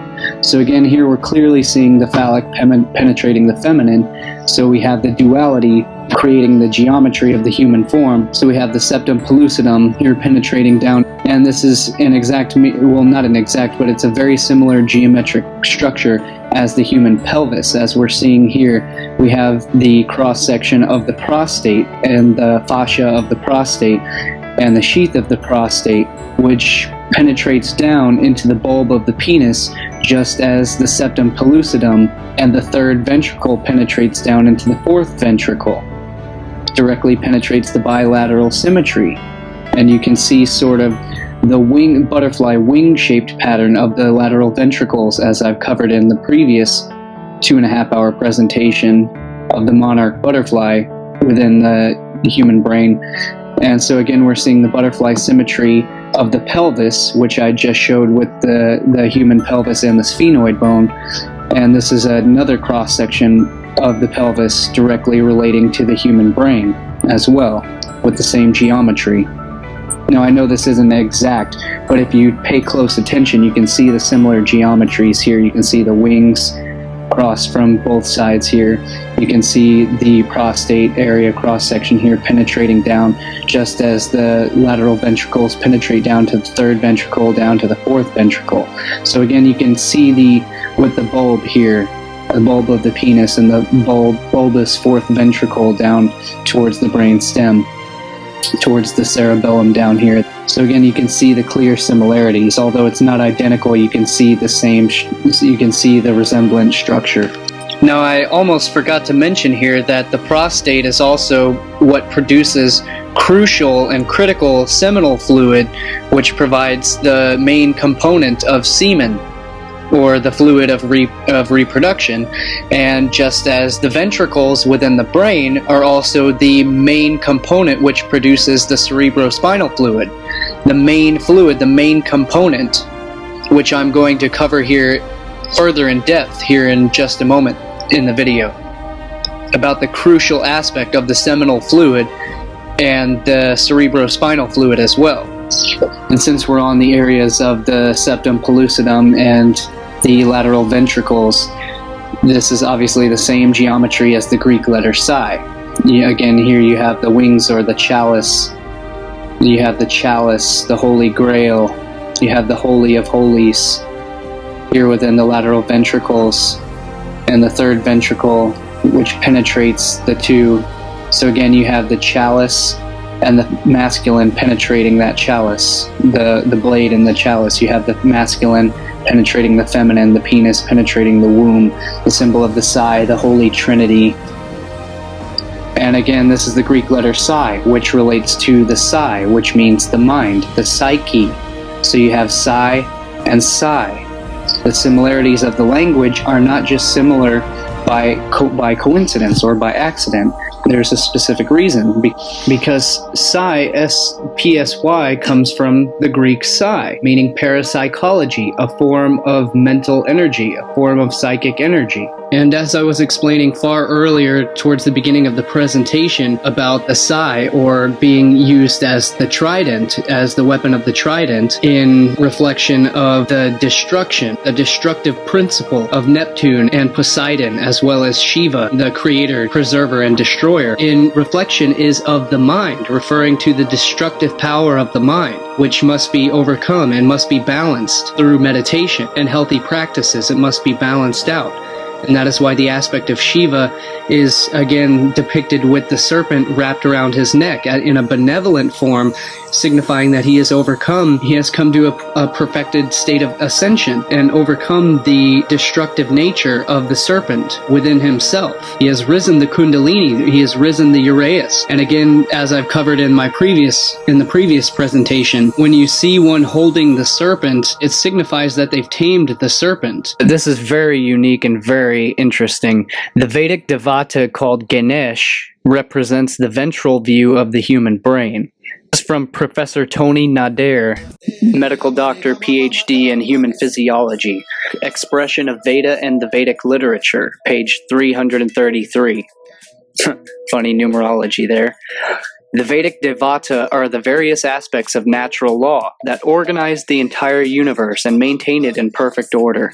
They are the laws of nature, or collections of laws of nature, with specific administrative functions that provide for the creation, maintenance, and dissolution of the universe. The Devata are integral aspects of our own human physiology, as well as our human psychology. They are embodied in every human being with the same forms and functions described in the Vedic literature. The Devata are present in the physiology of everyone, no matter what one's race, belief system, or religion, no matter which political party one's associate with, or in which geographical area one is born. The ventral view of the human brain, which is the brain seen from underneath, shows the clear correspondence between the Vedic Devata Ganesh and the pons, the medulla, and the cerebellum. The face of Ganesha corresponds to the pons.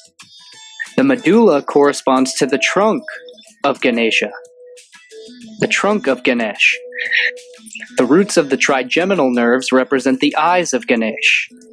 A group of nerves at the pons represent the tusks of Ganesh, as we can see here in figure 8. The cerebellum constitutes the ears of Ganesh.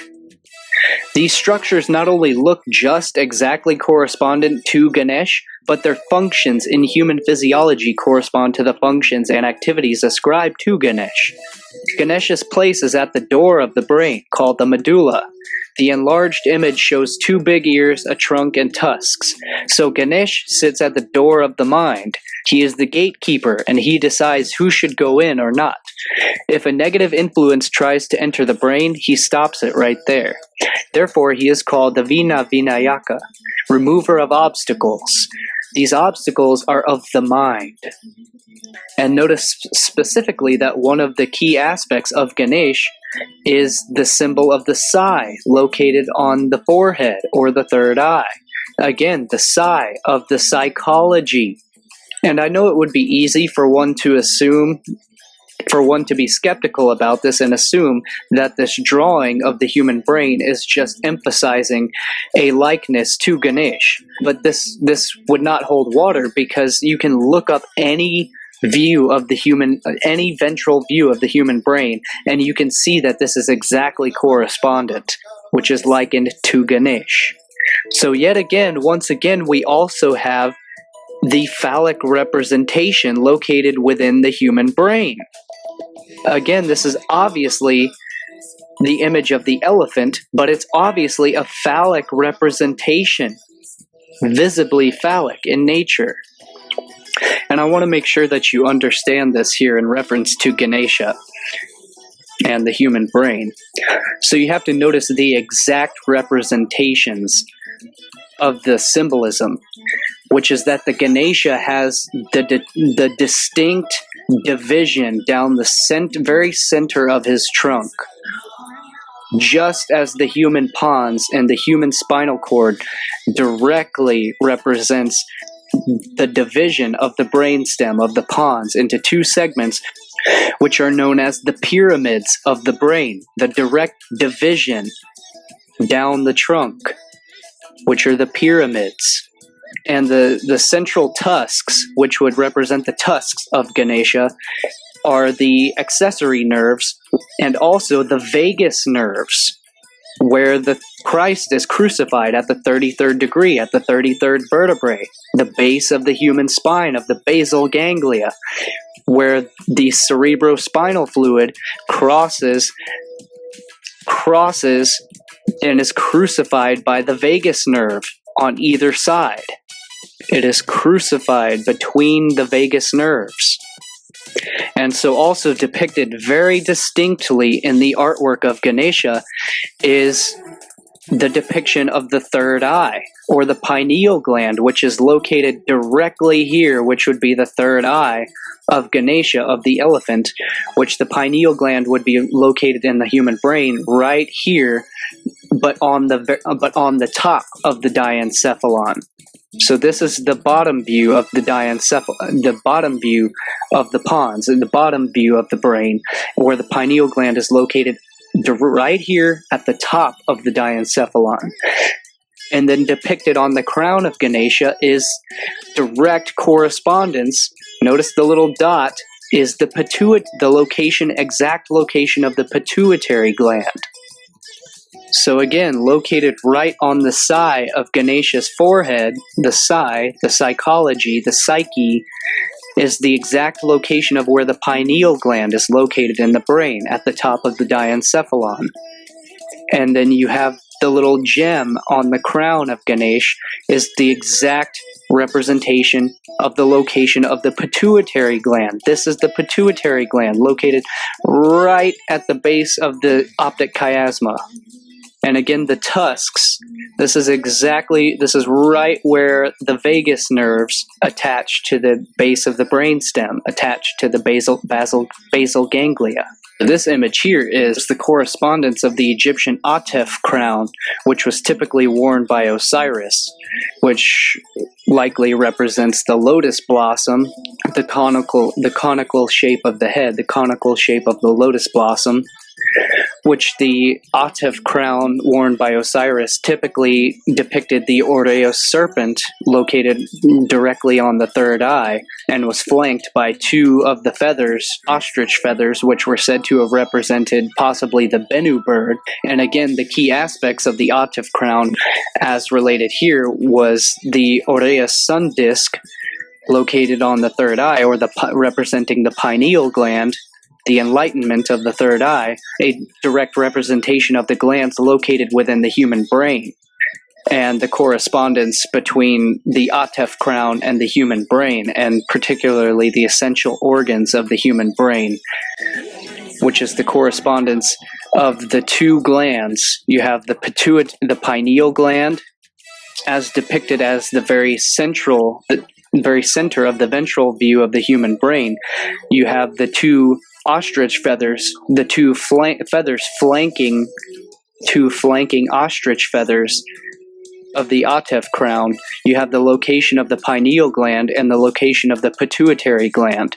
Pituitary gland is located right here, directly beneath the optic chiasma of the brain, and the pineal gland located at the direct center at the top of the diencephalon, again depicted with the Osirian Atef crown.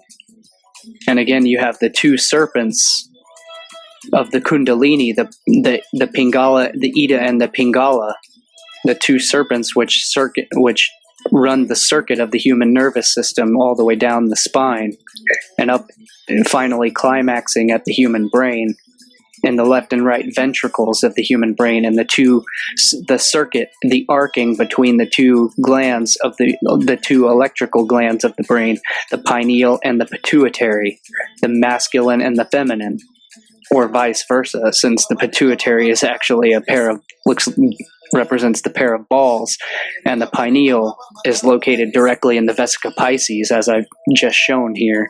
This is the accurate depiction of the Oreos serpent of the human brain. You have the spinal column, you have the central nervous ganglia coming up the basal ganglia up into the pons, which again, you have to view the whole thing as a single. View this as the cobra. The cobra rising up the human spine, and again, Oreos literally means to climb up, or to rise, to climb, as in to climb a hill, to ascend the mountain, to ascend the hill, as I've covered here in the presentation. So the Oreos rises up the spine, it penetrates through the king's queen's chamber, and it penetrates out through the third eye. From the pineal through the pituitary, penetrates out through the forehead. So view this whole thing as the single serpent rising up, and it has ascended and it has risen out. That is the actual depiction of the Oreos serpent. That is the actual legitimate representation of the Oreos serpent.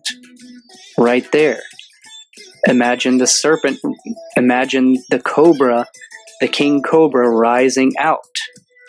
That is the symbol of the enlightenment. The enlightenment has risen up and risen out. And this is significant because, as I've shown throughout this presentation here, what will tie this all together is this image here, and this is significant to the Atef crown, as I will show here in a second, is because, as I've mentioned, Osiris, who climbs the ladder to heaven to commune with Nut, or the sky, is this image is depicting here is a 7-stepped pyramid, or a 7-stepped ladder to heaven. of which Osiris was known as the god of the staircase.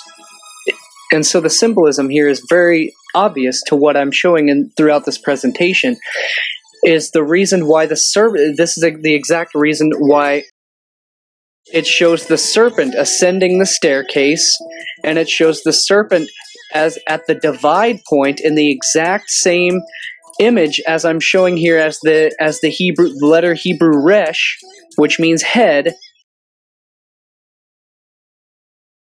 right there.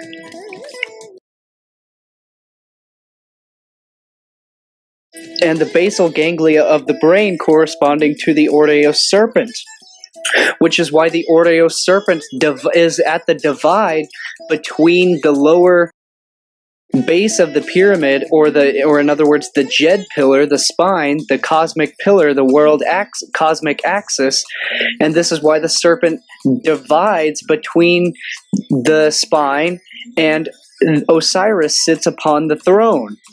He sits upon the mercy seat with the Atef crown above, which is the thalamus, the omphalos, the cosmic axis, the world pillar, which penetrates into the skull which penetrates into the skull. The throne of heaven within your skull, within the center of your brain, the thalamic region of the thalamus of the brain, wearing the Atef crown, which is the thalamic region of the brain. And I also want to cover here, since we're on the area of the cross-section of the human pelvis and the male prostate, there's another direct similarity, another direct correspondence between, we have the prostate, which is located at the sacral chakra region. The sacral chakra is the color orange. The color orange is the color of the sun.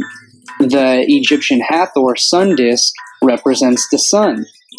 And now the horns are a fertility symbol. The horns, the bull horns, the goat horns, the horned animal, the horned beast always represents fertility and nature and strength and power. It is a power animal. It is a power symbol. It's representing the fertility and the springtime, the power of the sun, and its regenerative principle of the life force to make things, to create. It is the power of creation. So that is why the Egyptians and every religion, the Hindus, the Babylonians, the Mesopotamian religions, the Native American, all relate to the bull. They all wear the horns. Shiva has the crescent moon adorned upon his forehead. And this represents, again, the crescent bull horns of the moon as reflected in his aspect of Pashupati, as Lord of the cattle. Again, depicted with the bull horns, the crown of horns, the crown of Thor, the crown of thorns, the crown of horns, which I've covered in the Symbols of Power Part 1, the Monarch Symbolism video. So again, I've covered all this before, so I'm not going to go back into that again. But again, the crown of thorns, the crown of horns.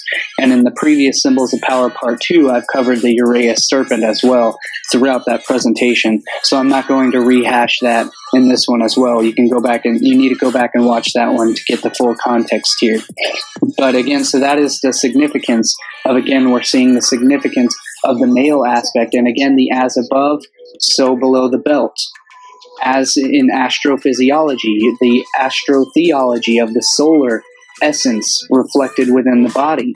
And the Egyptian goddess Hathor is depicted as the bull. She has the wide face of a bull. She is the bull goddess, as most Egyptian pantheons and as well as most ancient religion pantheons are all bull gods and goddesses. Solar calves, lunar cows, they are all bull deities. And you have to go deep into that to actually verify what I'm talking about. But they are all bull deities. That's why they wear the crowns of horns, the horned fertility of the sun and the springtime.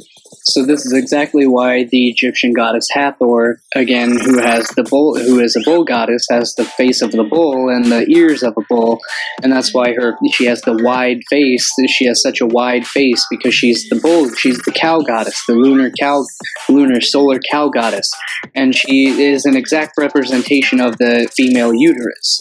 She is a female cow fertility goddess, which is again why she is an exact representation. She is representing the female uterus. This is an image that I compiled. What we're looking at is the muscles of the perineum, or in other words, we're looking at the pelvic muscles of the genitalia. We're looking at the genitalia muscles. And this is the female, this is the male, which obviously have an almost exact corresponding muscle structure.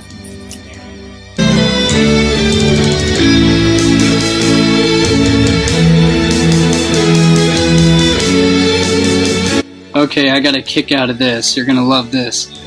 So, I was just covering out the urogenital triangle combined with the anal triangle, and the muscles, perineum, the perineal muscles, are exactly the figure 8 shape. They are the lemniscate, the lemniscus, which the lemniscus is a bundle of nerve endings, which is why it's in the shape of the lemniscate. And the lemniscate, again, is the figure 8 form. And so I got a kick out of this because the lemniscate, the figure 8, is also what's known as the analemma.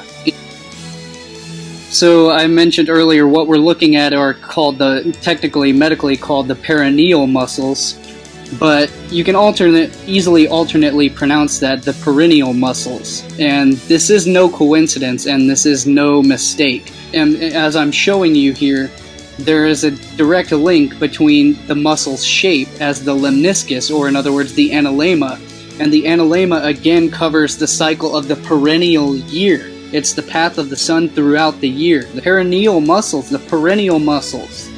So this is no coincidence. This is astrophysiology at its finest. So the analemma is the path that the sun takes throughout the year. So I had always been wondering previously why it's called an analemma. Up again after seeing that the anal triangle, the muscles of the perineus, and the sphincter muscles are literally the analemma shape, that gave it a whole new meaning. And from Latin analemma, the pedestal of a sundial. From Greek analemma, prop, support.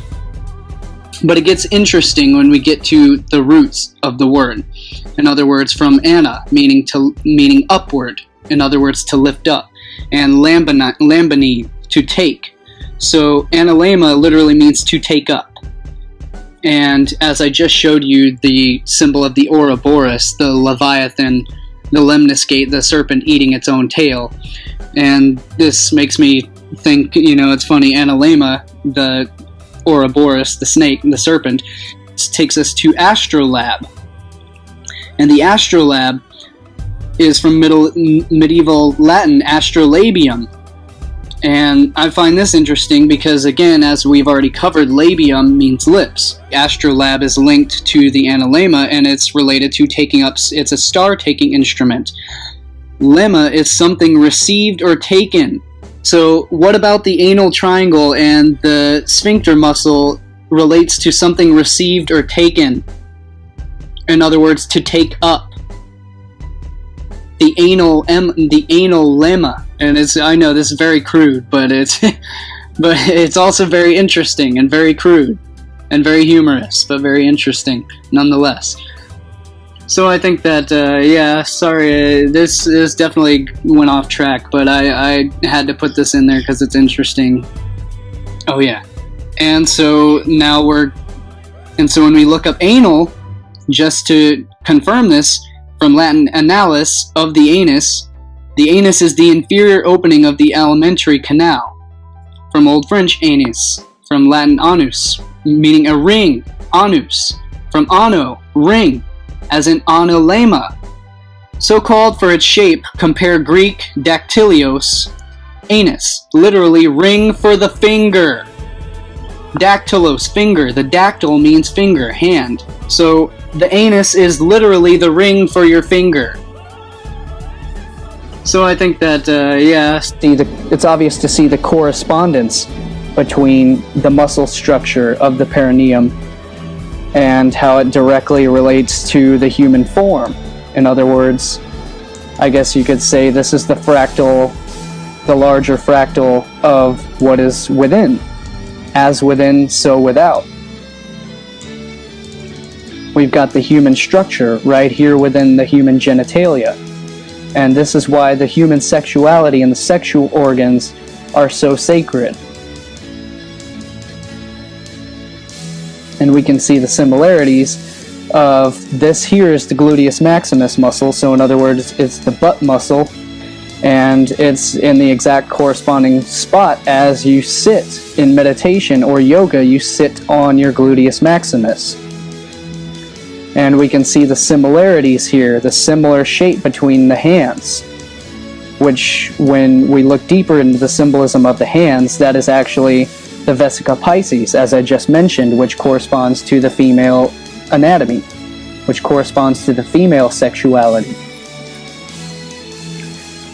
Which, if we go in even deeper into the anatomy, corresponds to the Virgin Mary. And in the anatomy, we have the hood, which forms the labia minora. Again, this is what's called the prepuce, the clitoral prepuce, and the hood of the Virgin Mary. And again, the praying hands referring to the goddess, the female anatomy, the female goddess aspect. And again, as I mentioned, with the hands, the position of the hands. And what I'm pointing at here is actually the sphincter muscles, which again, as I mentioned earlier in the video, the sphincter, which relates to sphinx, comes from etymological roots of sphinx, meaning to asphyxiate, meaning to strangle. It's the strangler, because the muscles constrict, or they strangle. So again, these muscles contract, because that's a feminine energy, is contraction. In physics, the contraction is the centripetal convergence, where things contract, they go inward. So this is a constricting, contracting energy. And again, we're looking at the similarity of the hands, the hand position regarding the female anatomy. And this is why people like Angela Merkel always show you the hands, the sacred vagina, the sacred goddess, the feminine aspect. What she's showing you is the matriarchy. She is showing you the power of the goddess, which it is the matriarchy that holds power behind the patriarchy. The hidden hand is always the goddess behind the patriarchy. It always will be that way. As I've mentioned in my previous videos, everyone knows that the matriarch is always behind the patriarch. Always will be. She controls reproduction. She controls genetic lineage. She controls how the bloodlines will be passed down. Everyone knows that when the female is not happy, the male will not be happy. The goddess has the ultimate say.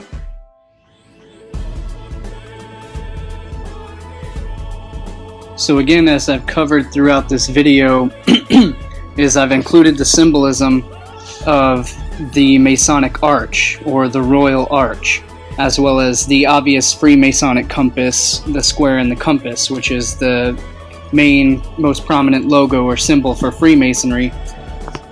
And this is the deepest truth, and you won't find this from anyone. You won't find this anywhere else. You're not going to get this truth from these so-called pseudo-fake Christian YouTubers such as Mario the Vigilant Christian, KJ Osborne of Scariest Movie Ever, not Truth Red Pill Revolution, Truth Media Revolution. None of these people are going to tell you. They don't have no idea as to what any of these symbols actually mean, as to what the all-seeing, this is the all-seeing eye of Lucifer. Absolutely clueless. What we're looking at is known as the urogenital triangle, or in other words, the as above, so below reflection that is shown in so much esoteric artwork that it's ridiculous.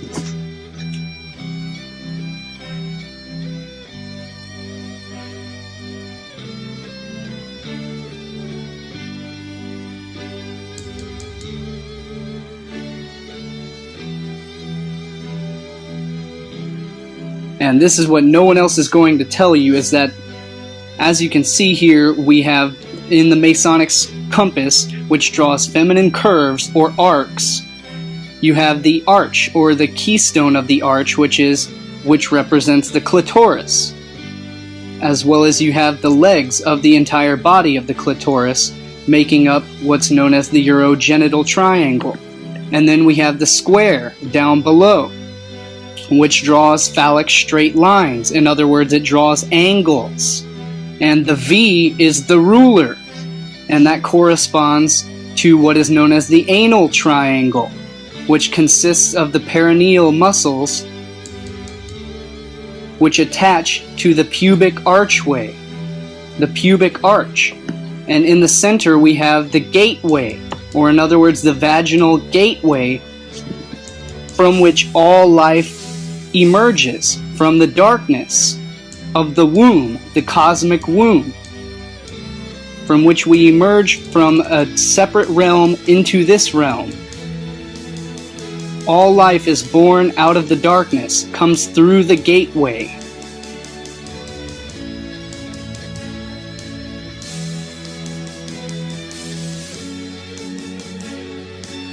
And the men of Freemasonry wear a feminine apron with the Masonic logo of the vagina right over covering their vagina, because they don't want to get the cement onto their vagina.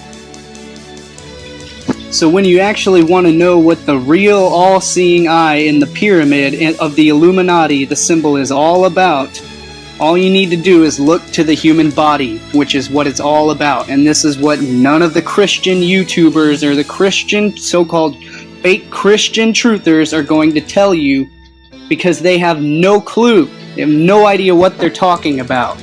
So here is your all-seeing eye of Lucifer, your truncated pyramid, with the all-seeing eye in the middle. This is what it's all about, because you get to the innermost muscles of the perineum, and you have the deep transverse perennius. And again, this is the pubic archway.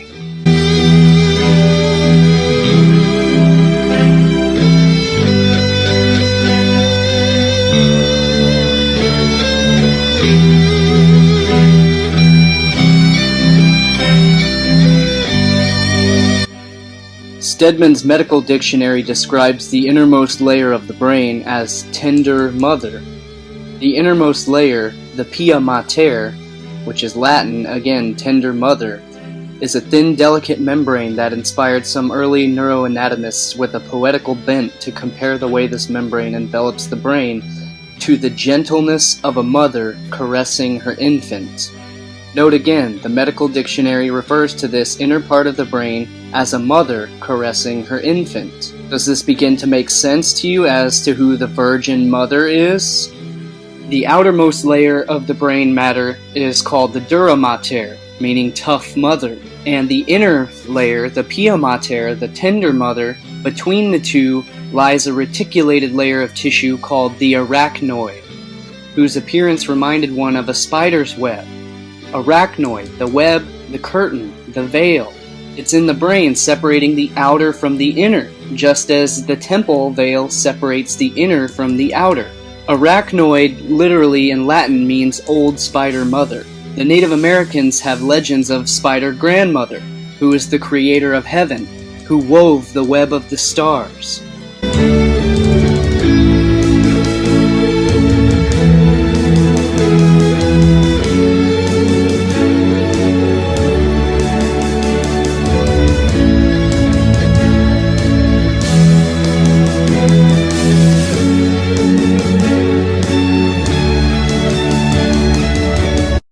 Just as in our neuroanatomy we have the web woven of neural connections, just as in the universe we have the web of neural connections within the mind of the universe.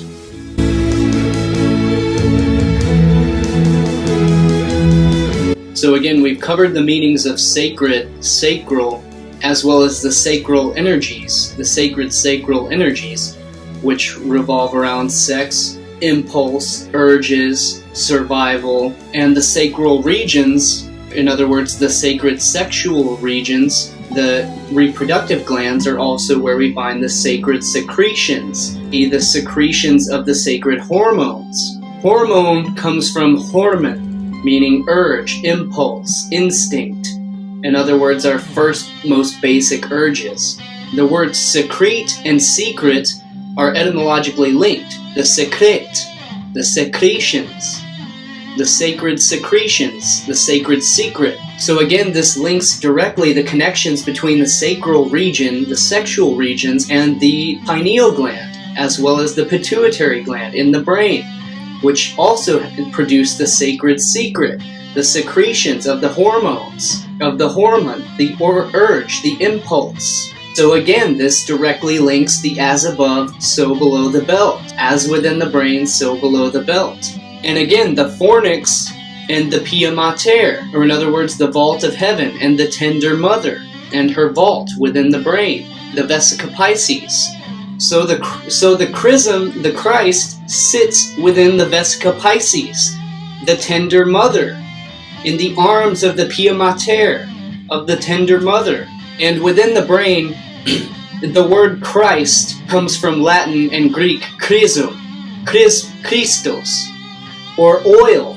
And these are all of these are the holy anointing oils. They are the sacred secretion. And the pia mater, the tender mother, actually produces 70% of the body, of the cerebrospinal fluid. In other words, the pia mater, the tender mother, literally produces the Christ. The pia mater literally produces the chrism, the cerebrospinal fluid, the holy, the sacred oil, the anointing oil. Like a thermometer, the cerebrospinal fluid circulates via pressure variations from proper breathing technique and blood pressure. It must be kept clean or pure, or it will stagnate and cause disease. The cerebrospinal fluid, the Christ, gets crucified at the blood-brain barrier and the vagus nerve, the 33rd vertebrae. The Christ, the CSF, is produced and born in the fornix. It travels down, or in other words, the cave. It travels down, or the manger. It travels down the spine and rises up again like the phoenix after being crucified at the blood-brain barrier at the 33rd degree. Christ is crucified at the 33rd, age 33, the 33rd vertebrae, called Golgotha, the place of the skull. It is sanctified, consecrated at the inner sanctum, the womb, and the tomb. A sanctum means the innermost chamber. In other words, the third ventricle, the holy of holies. He comes from the womb and ends up in the tomb. The birth and the death, the first and the last, the alpha and the omega. Active production of spinal fluid, CSF, requires energy to cause the cell linings to the ventricles to secrete salt into the ventricles. The root word sal is where we get salvation, salivation, the salt of the earth. Salt saves. It's a preservative.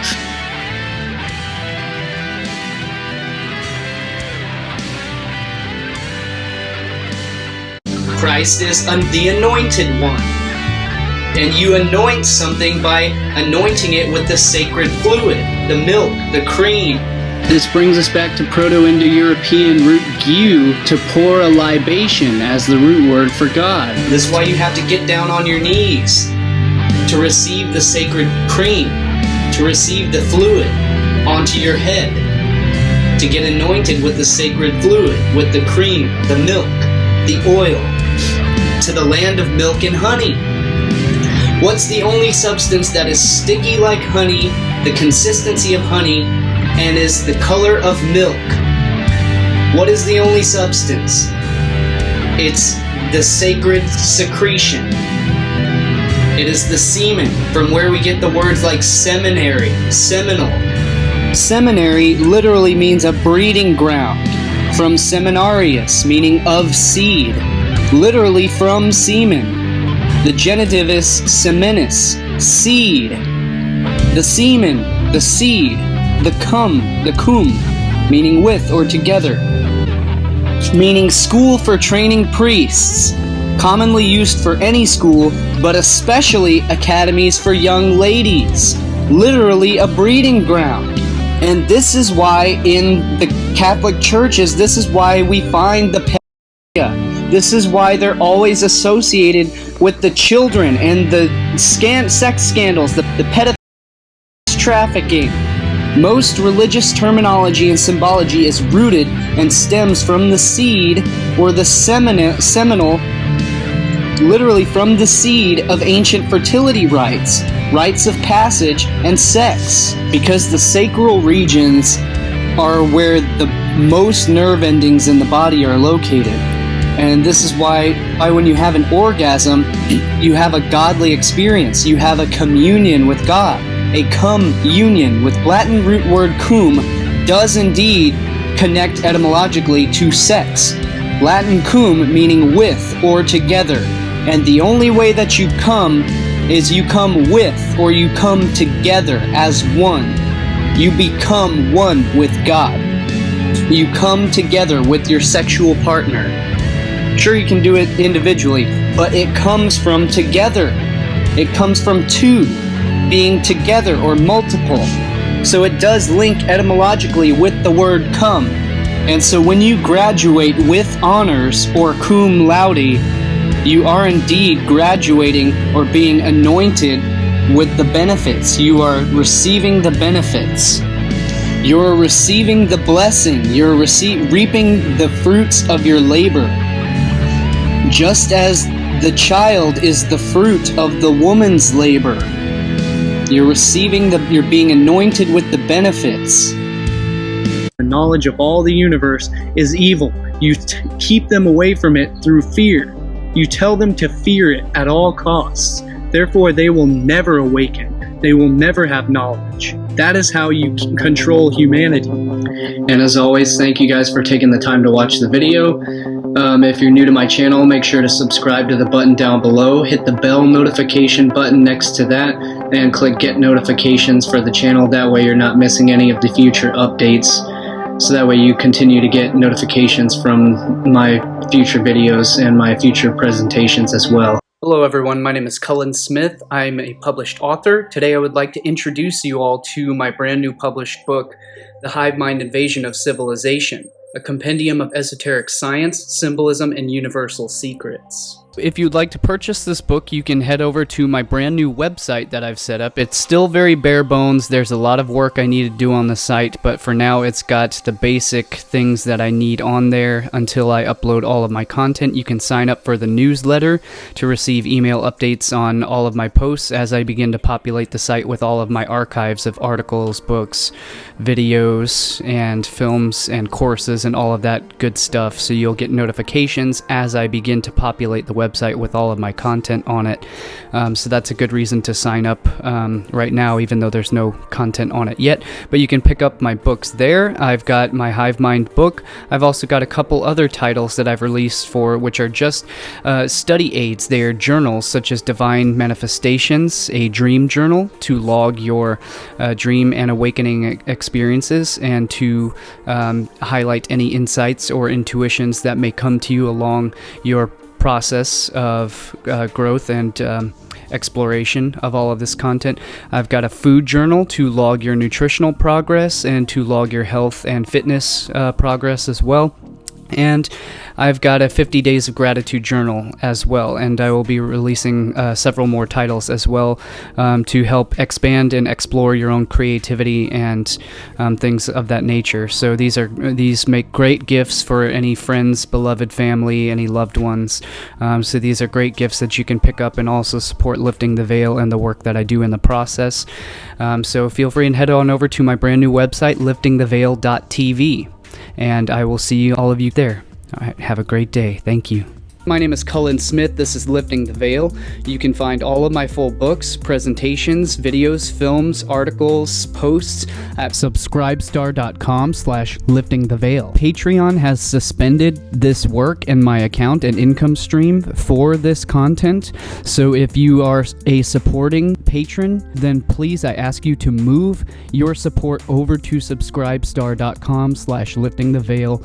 And I have just established a completely free, uncensored, totally free speech social media platform that replaces Facebook, Twitter, YouTube, every other platform all in one on liftingtheveil.locals.com. You can download the Locals app and you can join our group and have totally free speech and totally uncensored, unrestricted content access. And there is also a ton of exclusive content, and I will leave the cited reference links in the description down below. So you can check that out for all of my full content, and I will see you guys in the next video. I rely solely on word of mouth, and the recommended algorithms are not recommending any of my videos or films anymore. My channel has literally been completely restricted, so I rely on your help by sharing my work around if you appreciate it, and leave me your comments. I definitely want to know what you have to share and what you have to think about all of this stuff, and I will see you in the next video.